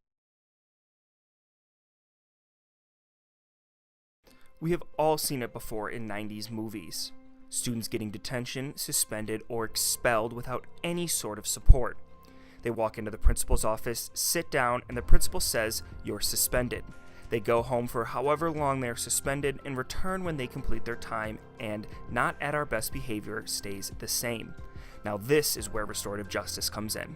It has made a big impact on how we treat each other and like how we can respect each other, and people didn't even know that there was any kindness in them, like some people, and then by today they're like complimenting each other and stuff like that. And I really hope that it can help a lot more people, because I've noticed a phenomenal change in the kids in my class, and it has been, I think, great for all of them, and there are a lot that I thought didn't have a heart. Restorative justice principles are a strength-based approach responding to peer conflict and wrongdoing, emphasizing on who is affected and how we recognize what got in the way of us being at our best. These conversations are without blame or shame. It is about strengthening relationships and repairing the harm. Restorative justice recognizes the importance of physical, emotional, and physiological safety, which lends to social emotional growth. Essentially, it empowers students to be vulnerable, accountable, and find the best version of themselves through accepting responsibility, making things right, and forgiveness. And at first, I wasn't comfortable. I kind of was like, why do I need to talk it out? But when I started coming with Mary Louise, she brought me into this safe environment. This has helped me to look at things in a different aspect, because if it wasn't because of this program, let's say somebody confronts me about something, I would probably confront them back and maybe be more aggressive. But thanks to this program, it helps me to calm down and like look at their point of view. Many of the students you see throughout this video at some point were not at their best at school. This could be physical or verbal altercations, online bullying, or even arguing amongst friends or classmates. These are scenarios in which these students would normally be suspended or disciplined for, but the Restorative Justice Program helps these students with these situations as well as keep them in the classroom. I would probably still be fighting if I haven't met Mary Louise. Like, I'd probably be in a lot of physical fights. But now that I met her, I'm more likely to communicate with the person instead of fighting. You shouldn't really want to hear, oh, she said this, she said that. It was more of a safe place where we could both talk to each other without feeling unheard or interrupted or something. I'm really thankful for her because she gives me the reassurance that somebody will always be there, and that somebody will be there for me at any time. Even if you don't think somebody's there, she's the one that will be there, and she'll always be there. These students come together with the restorative justice coordinators to get them back on track. Each activity looks different and is tailored to what the students or groups need at that moment. It could be a classroom circle that talks about feelings, emotions, and experiences. I am a 6 because I've been having some family issues, but with today, I think I got happy when I heard that we were actually recording today. Being vulnerable and open with their classmates. I've had depression for a long time, and I'd always go in my room at night and cry. But ever since we started this, it made me so much more comfortable and made me happier than probably I've been in my life. Or even meeting as a team to make sure that they can be at their best on and off the court. We don't really like talking about stuff, and then when it comes to team-wise, we also bottle things up like she said, and we just don't open up to each other. And Mary Louise helped us open up to each other and understand why we do the things we do or why we act the way we act. The goal is to build healthier student-to-student and student-to-adult relationships based on personal responsibility, respect, and meaningful communication. Create a safe environment with a focus on social-emotional well-being and academics rather than misbehavior. Build on school-wide strengths and competencies with a focus on developing assets in students, school staff, and families. Respond to students and staff needs and support educational and personal development. Encourage students and families to consider themselves as a part of a larger community, Ultimately, it is to help students recognize what got in the way of them being at their best and what steps they can take to repair the harm and build healthier relationships. With this, we look to decrease in the number of disciplinary actions that rise to an administrative level, decrease in exclusionary discipline related to peer conflict and student misbehavior. Students report to their teacher, and other adults at school believe they will be a success. Ms. Stanton has been amazing, and she's been such a role model to me. She's taught me so much, and I just appreciate her heart.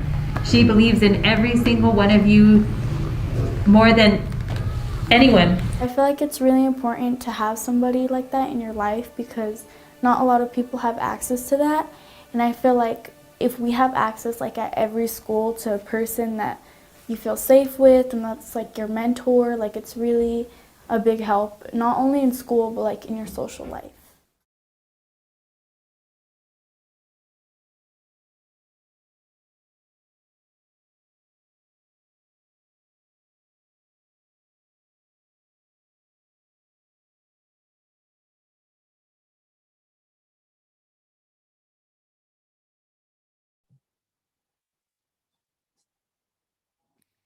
So while she's getting the next PowerPoint up, Andrea Romero, our elementary restorative justice coordinator, will get to share with you the work that she's done. And I still want to just shout out, Sue, thank you so much for allowing us to invest in our elementary, because it was a lot just having me. So I need to honor people. That's important, and that's part of the work that we do. Andrea. Thank you. I'll second that. Thank you very much, Sue. And so in the elementary setting, we also really focus on relationships. Most of my referrals are whole class referrals, although there are some small group referrals. And when we talk to the students and we ask them, who do you think your behavior affected? 9 out of 10 times it affected the class. So we end up doing a class circle in that case as well. What we do is we create a safe space for students to recognize their gifts, and we focus on those gifts rather than their flaws, and all while creating a sense of belonging. We leave each teacher and each class a talking piece so they can sustain the work and they could continue to obtain all of the tools that they can use throughout their lives, including empathy, understanding, respect, collaboration, and taking responsibilities for our actions. We respond to whole classes, and I do whole class circles. And again, it's tailored to the needs of the class and the students. I've done community building circles, peacemaking, gratitude circles, establishing classroom norms, healing circles, and it just gives students a really good opportunity to share their voice, and so they could all be heard. Everyone has everyone gets to share their voice, and of course they're not forced, but they're encouraged. And a lot of times we'll do a whole circle, and maybe the first time then some students will choose not to say anything, but always by the end then everyone has input. So it's really beautiful just to watch them evolve as they go. We also do mediations, and in those cases, we also include the family so they could celebrate their students for the work that they do. It's a really beautiful program, and I'm just blessed to be a part of it. So sorry, it's me again. So I have the beautiful honor of working with middle and high school students. And what's so beautiful is that students that have experienced the restorative justice opportunity now invite their friends. And I know that you guys saw the video and you got to hear students talk specifically about what the program has done. But honestly, I think that it's so important to say that those students have worked on their own stuff and are really creating a toolbox for themselves, so that when they become adults, they will have these skills to use for a lifetime. And I also want to share, I don't know if you guys could see this, but this is a talking piece that was made by an artist here in town. And so some of the students are like, that's like the magic wand. And they think it's because of the magic wand that they're superheroes. But the truth is when we as adults create a safe space for our kids to recognize that a hiccup does not define them, that making things right could make people whole again, it changes them and it changes the world around us. And so as you can see on this PowerPoint slide, we work with a lot of different cases that are referred to us. Most importantly, our goal is to help someone or the group of people that we're serving come in and leave better than they were before they walked in. And I want to thank each and every one of you for, you can switch it, Jen, for being with us today to hear about how awesome our kids are. And that's who we get to serve every day. So you can see on this slide, the elementary, Andrea has served already in 2021. She has served 1,348 students. And that is because she works with classrooms. So she has the opportunity to work with 20 to 30, sometimes 40 students at a time. Me, on the other hand, the 575 number is not even giving, it's not giving the kids that self-refer a voice, because I didn't include those. But I want to share with you that students that experience this are now saying, can you help me? Miss Mary, I wasn't at my best. I need to make right with someone. And so I leave you today with Elizabeth, who's always at her best. And thank you for being with us tonight. Hi, everyone. My name is Elizabeth Allered, and I'm the coordinator for the Teen Parent Program. It's great being here with you tonight.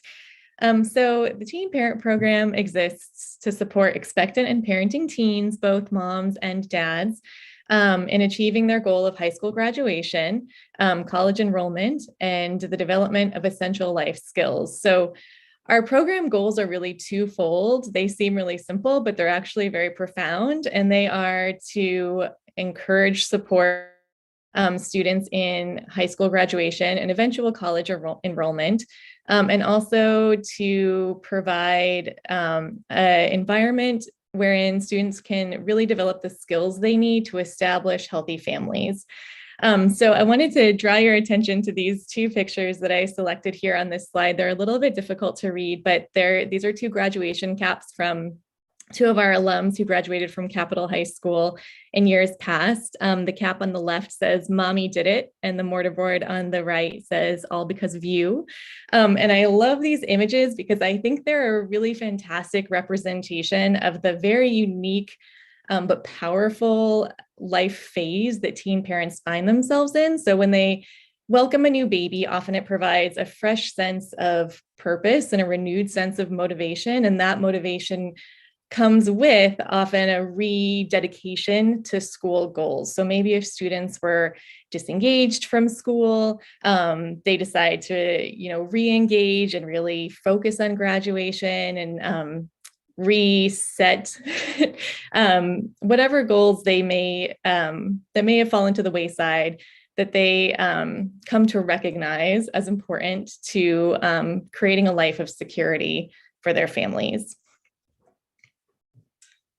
So on the academic side of things, at Capitol High School and Santa Fe High School, we have a program called GRADS. So you may have heard of GRADS. It's been in the state of New Mexico for over 30 years.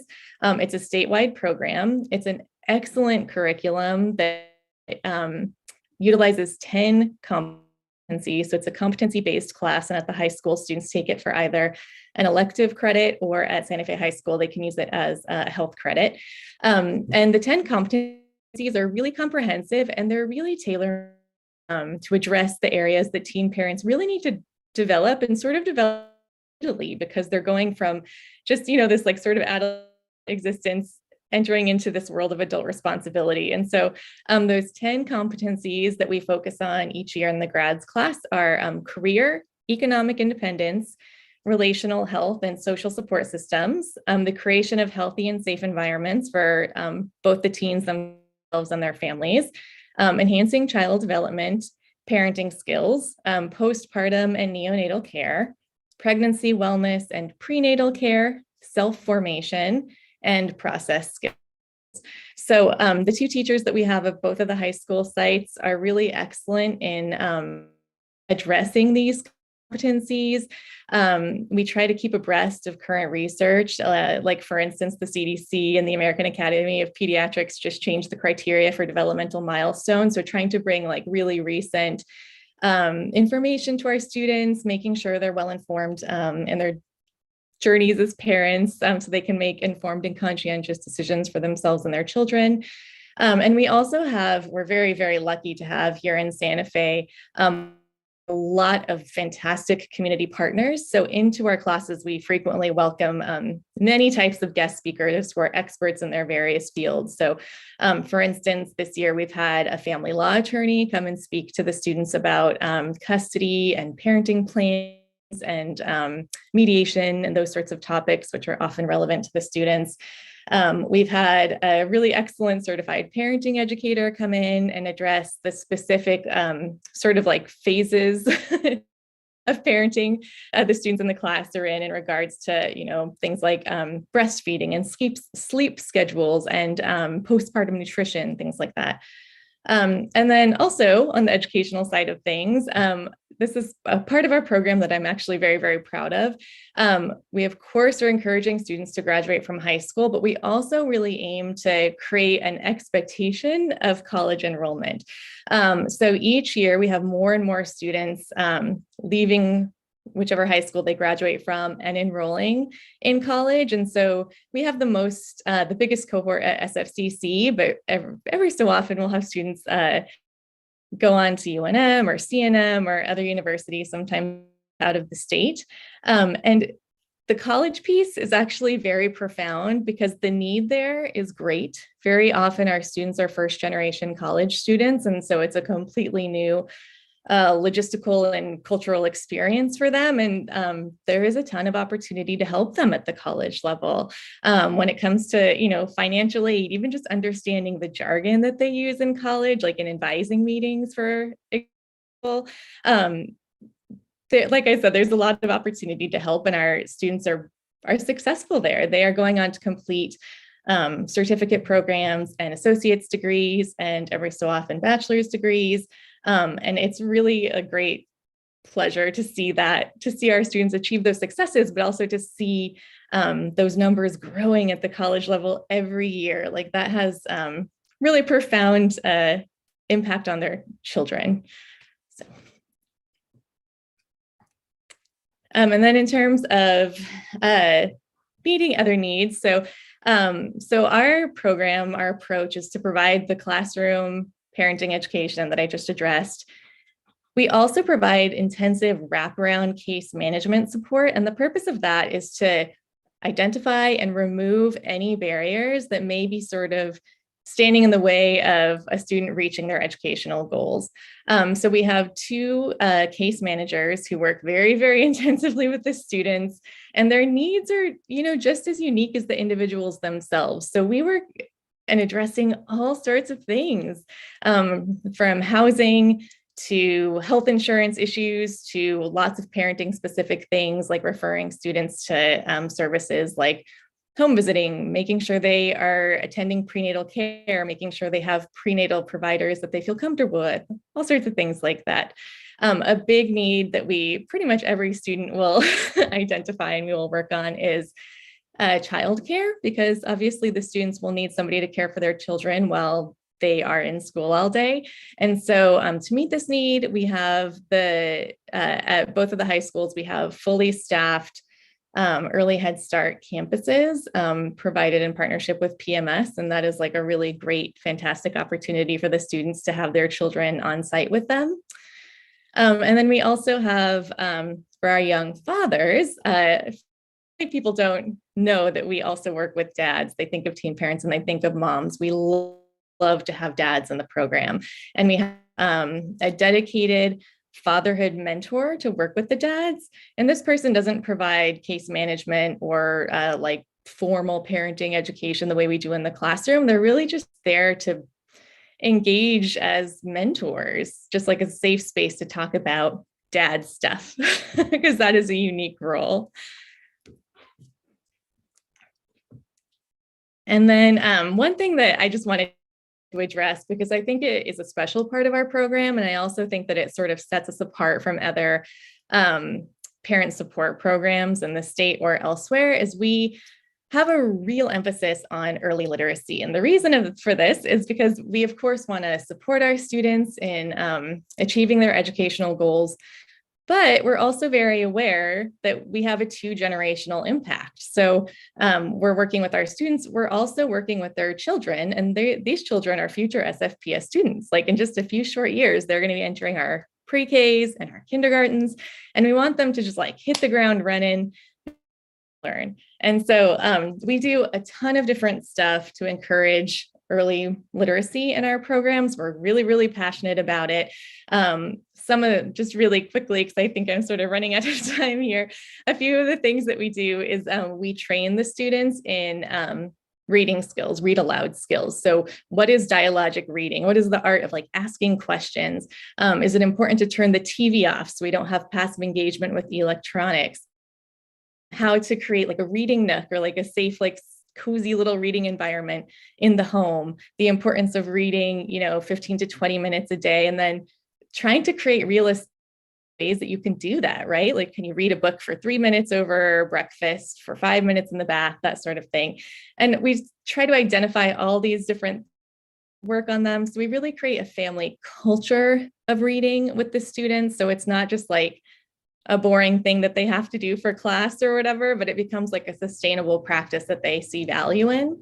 And then we also work with and provide referrals for community programs like the Dolly Parton Imagination Library, fantastic, and others, just to ensure that each child has their own personal library in their home, and then at any home that they spend time in. So grandma's house, auntie's house, whatever, because there's all sorts of fantastic research that shows just having books in the immediate vicinity bolsters early literacy, which is really cool. So that's a little bit about our program. Thank you for your time. And I will pass it back to Executive Director Sue O'Brien. Thank you all for the program highlights. For me, it just really demonstrates the depth of the work that happens in our department and directly from the people that are speaking tonight with you. One thing I wanted to share with you is that the Office of Student Wellness and the various programs have many different funding sources. And as you can see on the slide, our Adelante program, I believe, has about 11 different funding sources, most of which are from local grants. We've got McKinney-Vento, we have Brindle, Title I, Medicaid supports the Adelante program, and our city of Santa Fe and Santa Fe County also heavily supports the Adelante program. Around our school prevention, we have, again, Santa Fe County, Department of Health, City of Santa Fe. We also applied for and received several mini grants at the individual site levels to provide, well, based on their needs, SEL, so social emotional learning, and also the Santa Fe Community Envision Fund. Our teen parent program is supported by our county, Santa Fe County, the City of Santa Fe Children's Youth Committee, and then GRADS also provides us funding for it. Our restorative justice program, we again have the City of Santa Fe. We have our Title IV that contributes in our ESSER funds. Nursing is primarily operational, but also supported by a Medicaid budget. And counseling, again, is mainly operational, but Medicaid. What I would like to emphasize here is that all of the coordinators that are here with me tonight are part of their work is to actually write grants. We did hire a grant writer for the Adelante program because it was so extensive in need. It's a very large budget. But so along with the coordination and the monitoring of these programs and determining what's next in these different initiatives, all of the coordinators have some level of involvement, whether it's report writing or actually writing the grants with me to actually secure and maintain funding for these programs.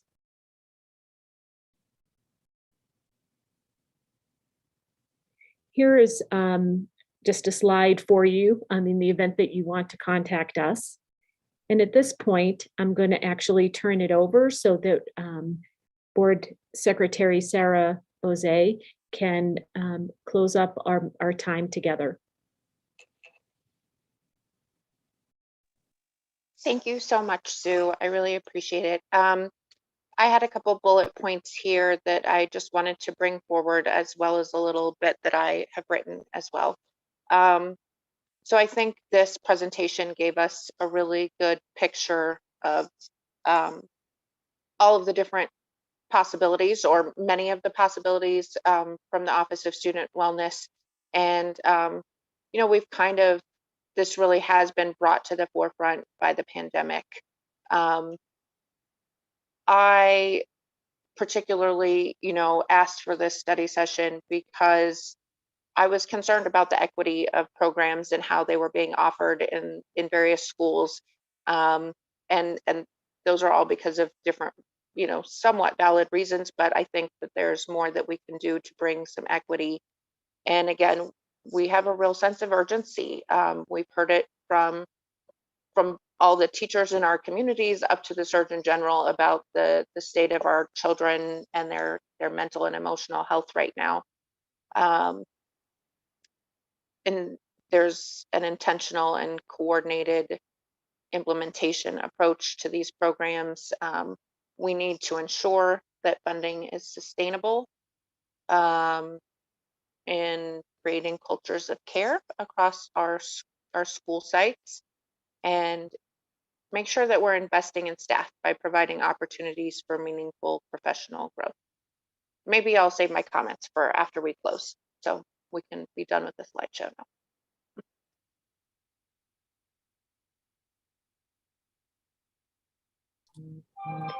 So thank you, Madam Secretary, for being a nurse. And, you know, some of the reasons here why I was turning off my video is because it actually, I got a little sad as into what's happening in our community, and the nurses, what you all do, excellent job. You know, a doctor treats people.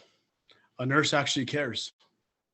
And Florence Nightingale, Secretary, you know what Florence Nightingale is? And you're smiling because you know what I'm talking about. That was one of the first nurses, because doctors needed help, because doctors actually treat people. But our nursing staff at Santa Fe Schools, Sue O'Brien, very excellent presentation. And I don't want to leave anybody out, but you and your entire team, what you do for the Santa Fe Public Schools, amazing, awesome and amazing. And I know Jen from a previous little life here, but Jen, great job. I'm glad you worked for the schools. And Mary Louise Romero, these are the people I just know. The Southside community, Mary Louise, I'm getting chills right now. The Southside community, Mary Louise, those kids have trust in you. And you can go up and call any of them, and they have trust in you, Mary Louise Romero. And thank you for what you do. I know if we can have 3 or 7 of you, it'd be great. But you do take care, and you do have passion for what you do, Mary Louise, because I've talked to kids, and they said, we're not going to talk to anybody. We're not going to talk to law enforcement. We're not talking to nobody. We'll talk to Mary Louise, though. And so thank you for what you do. Once again, Sue, your entire team, everybody that's there smiling, great presentation. I don't want to leave anybody out, but one of the guys, me, that was involved in the first homeless shelter there at the end of our Fria, myself and Tony Flores got the grant to build that homeless shelter. And we got the grant to actually build the administration component. And we got, I know what we're talking about. And for an individual that grew up in that district, and when my mom had me when she was 16 years old, and I've had trauma, we all have trauma, nobody's perfect. But what you all do for the Santa Fe Public Schools, God, I'd put you guys against anybody in this entire state. Great job. I can see Jen there's smiling because in your previous life what you did, Jen, and you've done a great job. Anywhere from working with special needs to Adelante, all of our providers, thank you for what you do. The Fresh Food Program, Pam Roy. I've worked with Pam Roy as in getting the stuff to the state legislature.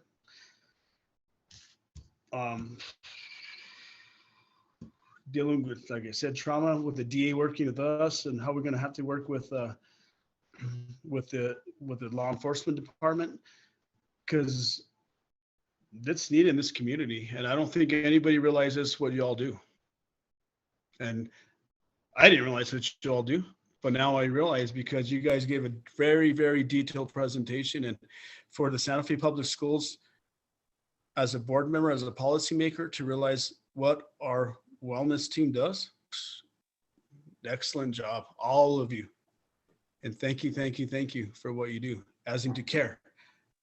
Like doctors treat and nurses care. And so just wanted to bring that up. And thank you for the presentation. Excellent presentation.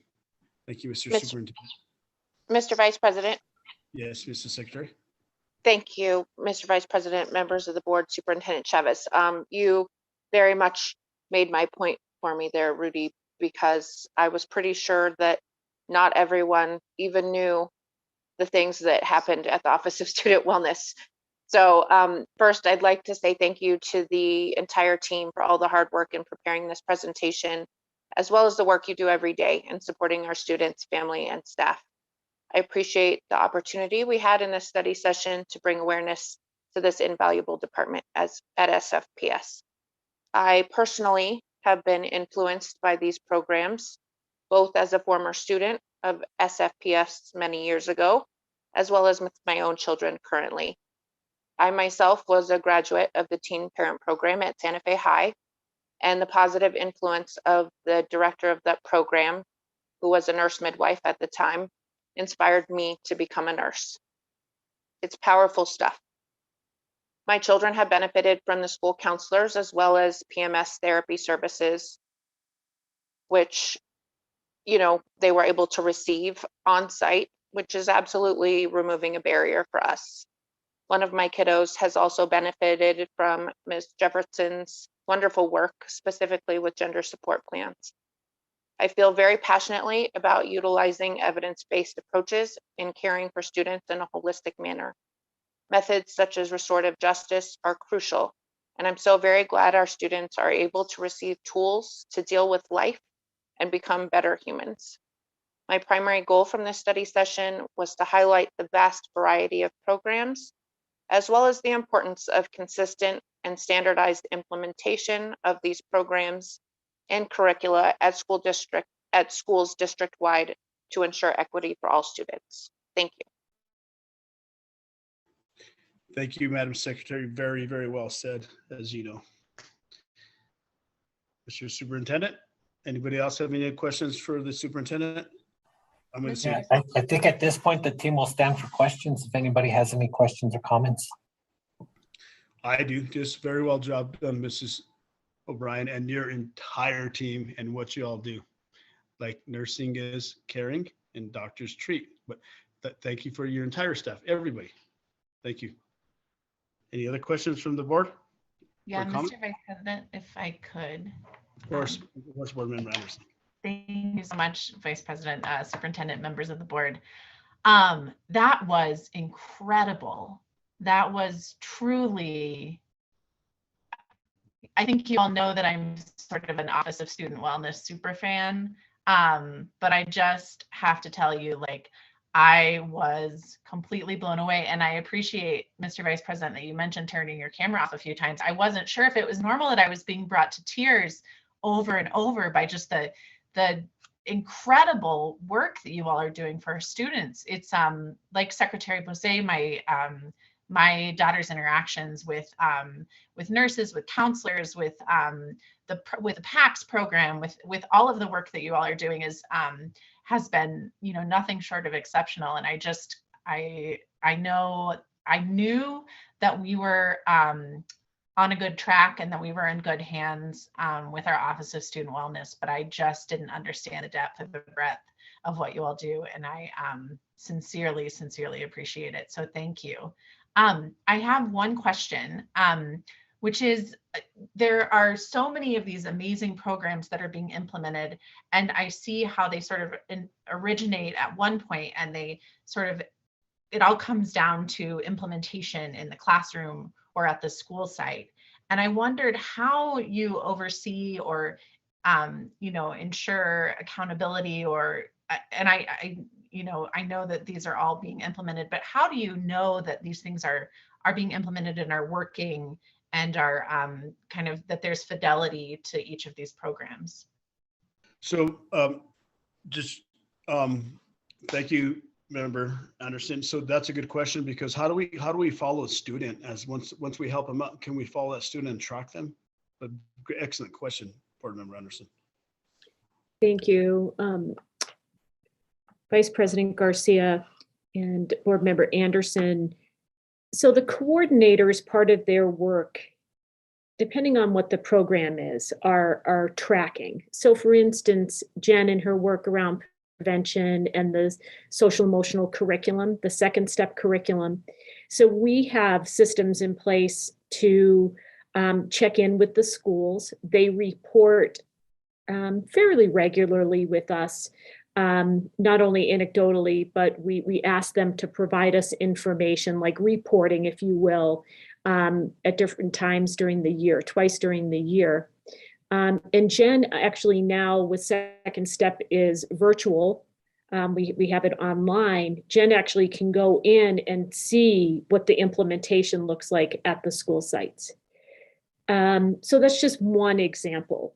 The wellness teams, if they're well functioning, the schools have the ability, when the student comes to the surface or gets referred to the wellness team, they have a tracking form, and that tracking form says, who the student is, what services are being provided, or, hey, do we need to have, the student was CIS might be able to help that student, and or do we need a stronger academic support and go into what we call the students assistance team for academic support.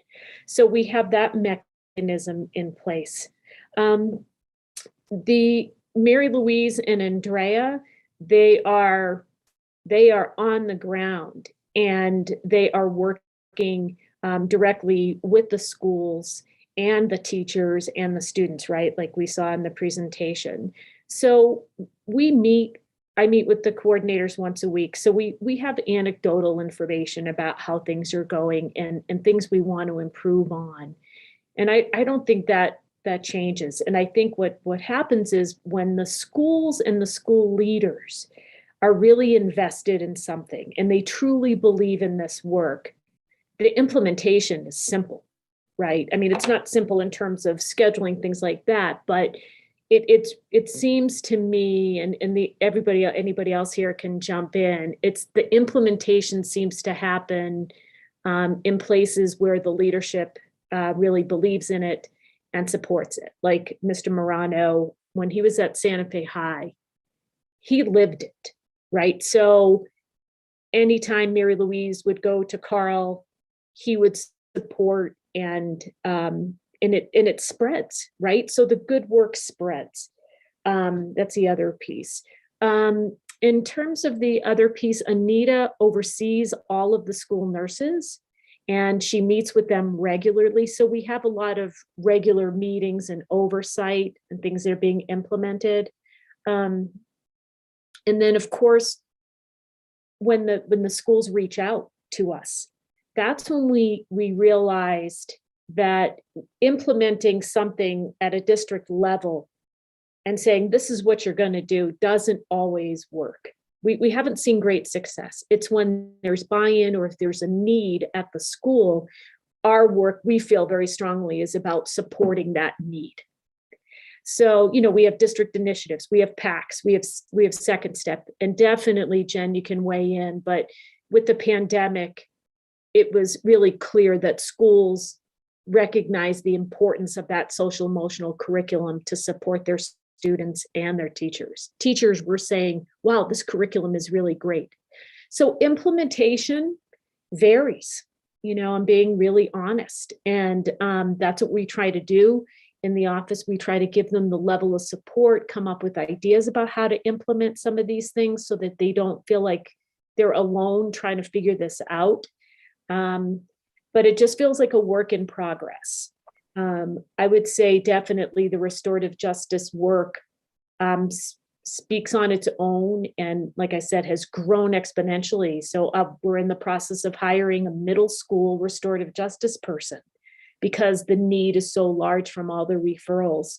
The wellness teams are, like I said, they're at different stages. The schools are at different stages of implementing wellness teams. And I think with the pandemic, the teams started really focusing on like crisis management. So part of the work coming back into the schools has really been meeting with some of the schools and the members of the teams to try to, put them back on the path of looking at not just individual students, but things that are going on in their schools. It's the case management. It's these people that I work with that are able to see and work with individuals to make implementation happen. But I think that was Sarah's aha in this whole work is they do have the access. They do have these programs available to them. And it's, it seems to be driven by need and leadership. Anybody else? I could just add to that, Vice President Garcia and Board Member Anderson. I think what Sue said at the end was actually what I was going to comment on, and that all of these programs, while they're great programs, if there's not someone helping make it happen, removing the barriers, when everyone, teachers, principals, counselors are all dealing with so much. And so it's having so many coordinators in these roles to provide that oversight, to do the tracking, to say, oh, okay, so we need some training, let's do some training. We need this, let's figure this out. And that support to make that happen. And I think that is what is ensuring our success. So when I started 4 years ago, the second step program was happening and not as much as we would ideally like. And so looking at, okay, well, what do we need to have success? What barriers do we need to remove? How can we make this happen?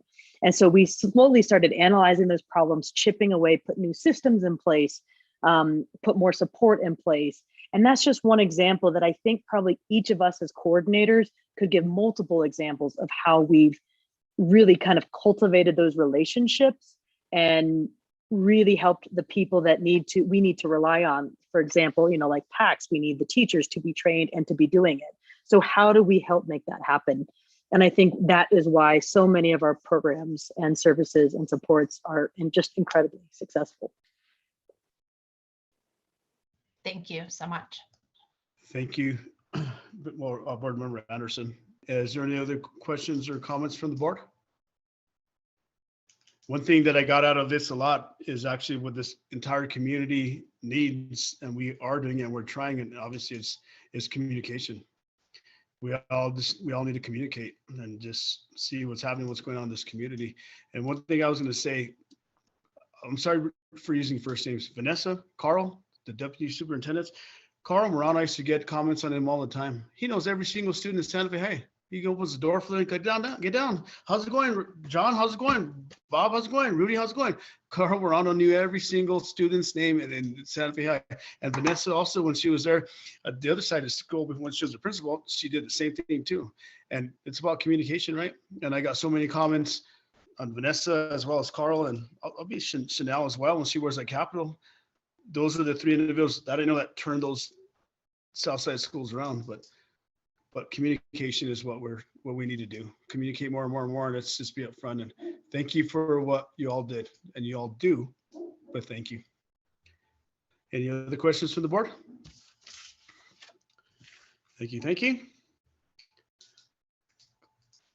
So moving on, the agenda is actually item number 7, advanced planning. Mr. Superintendent. Yeah, I just want to bring to your attention again, as we added to the events planning, we have the graduations listed. So again, they're the 25th for early college opportunities or ECO, Desert State Academy, and Mandela. Then on the 26th is Santa Fe High, and the 27th is capital. Other than that, of course, I'll be talking to the board members individually to really talk about our next meeting, which is April 7th, and whether or not it would be in person or held remotely. Oh, just to mention, don't forget, spring break is next week, the 14th through the 18th. Thank you, Mr. Superintendent, for that. And in regards to the, so we will need to talk to President Noble about whether we're going to start, how we're going to start doing our meetings. And please, the entire board, just think about whether we need to, what we need to do. But in regards to the graduation, it's going to be live and in person, because the last 2 years, 3 years has been kind of, remote drive-by graduations. But so we're planning on being live and a regular graduation. We do. We're already planning it. Okay, good. Thank you. Thank you. Any other questions from any board members in regards to advanced planning? No, I hear nothing. Okay, well, thank you. Thank you all for an excellent meeting. And I appreciate y'all. So do we have a motion for adjournment? Can I get a motion for adjournment? Anderson, board member Anderson. Second. Right. There you go. Thank you all. Y'all have a good night. Thank you so much. Great job. Thanks, everybody. Good night. Good night, everyone. Stay well.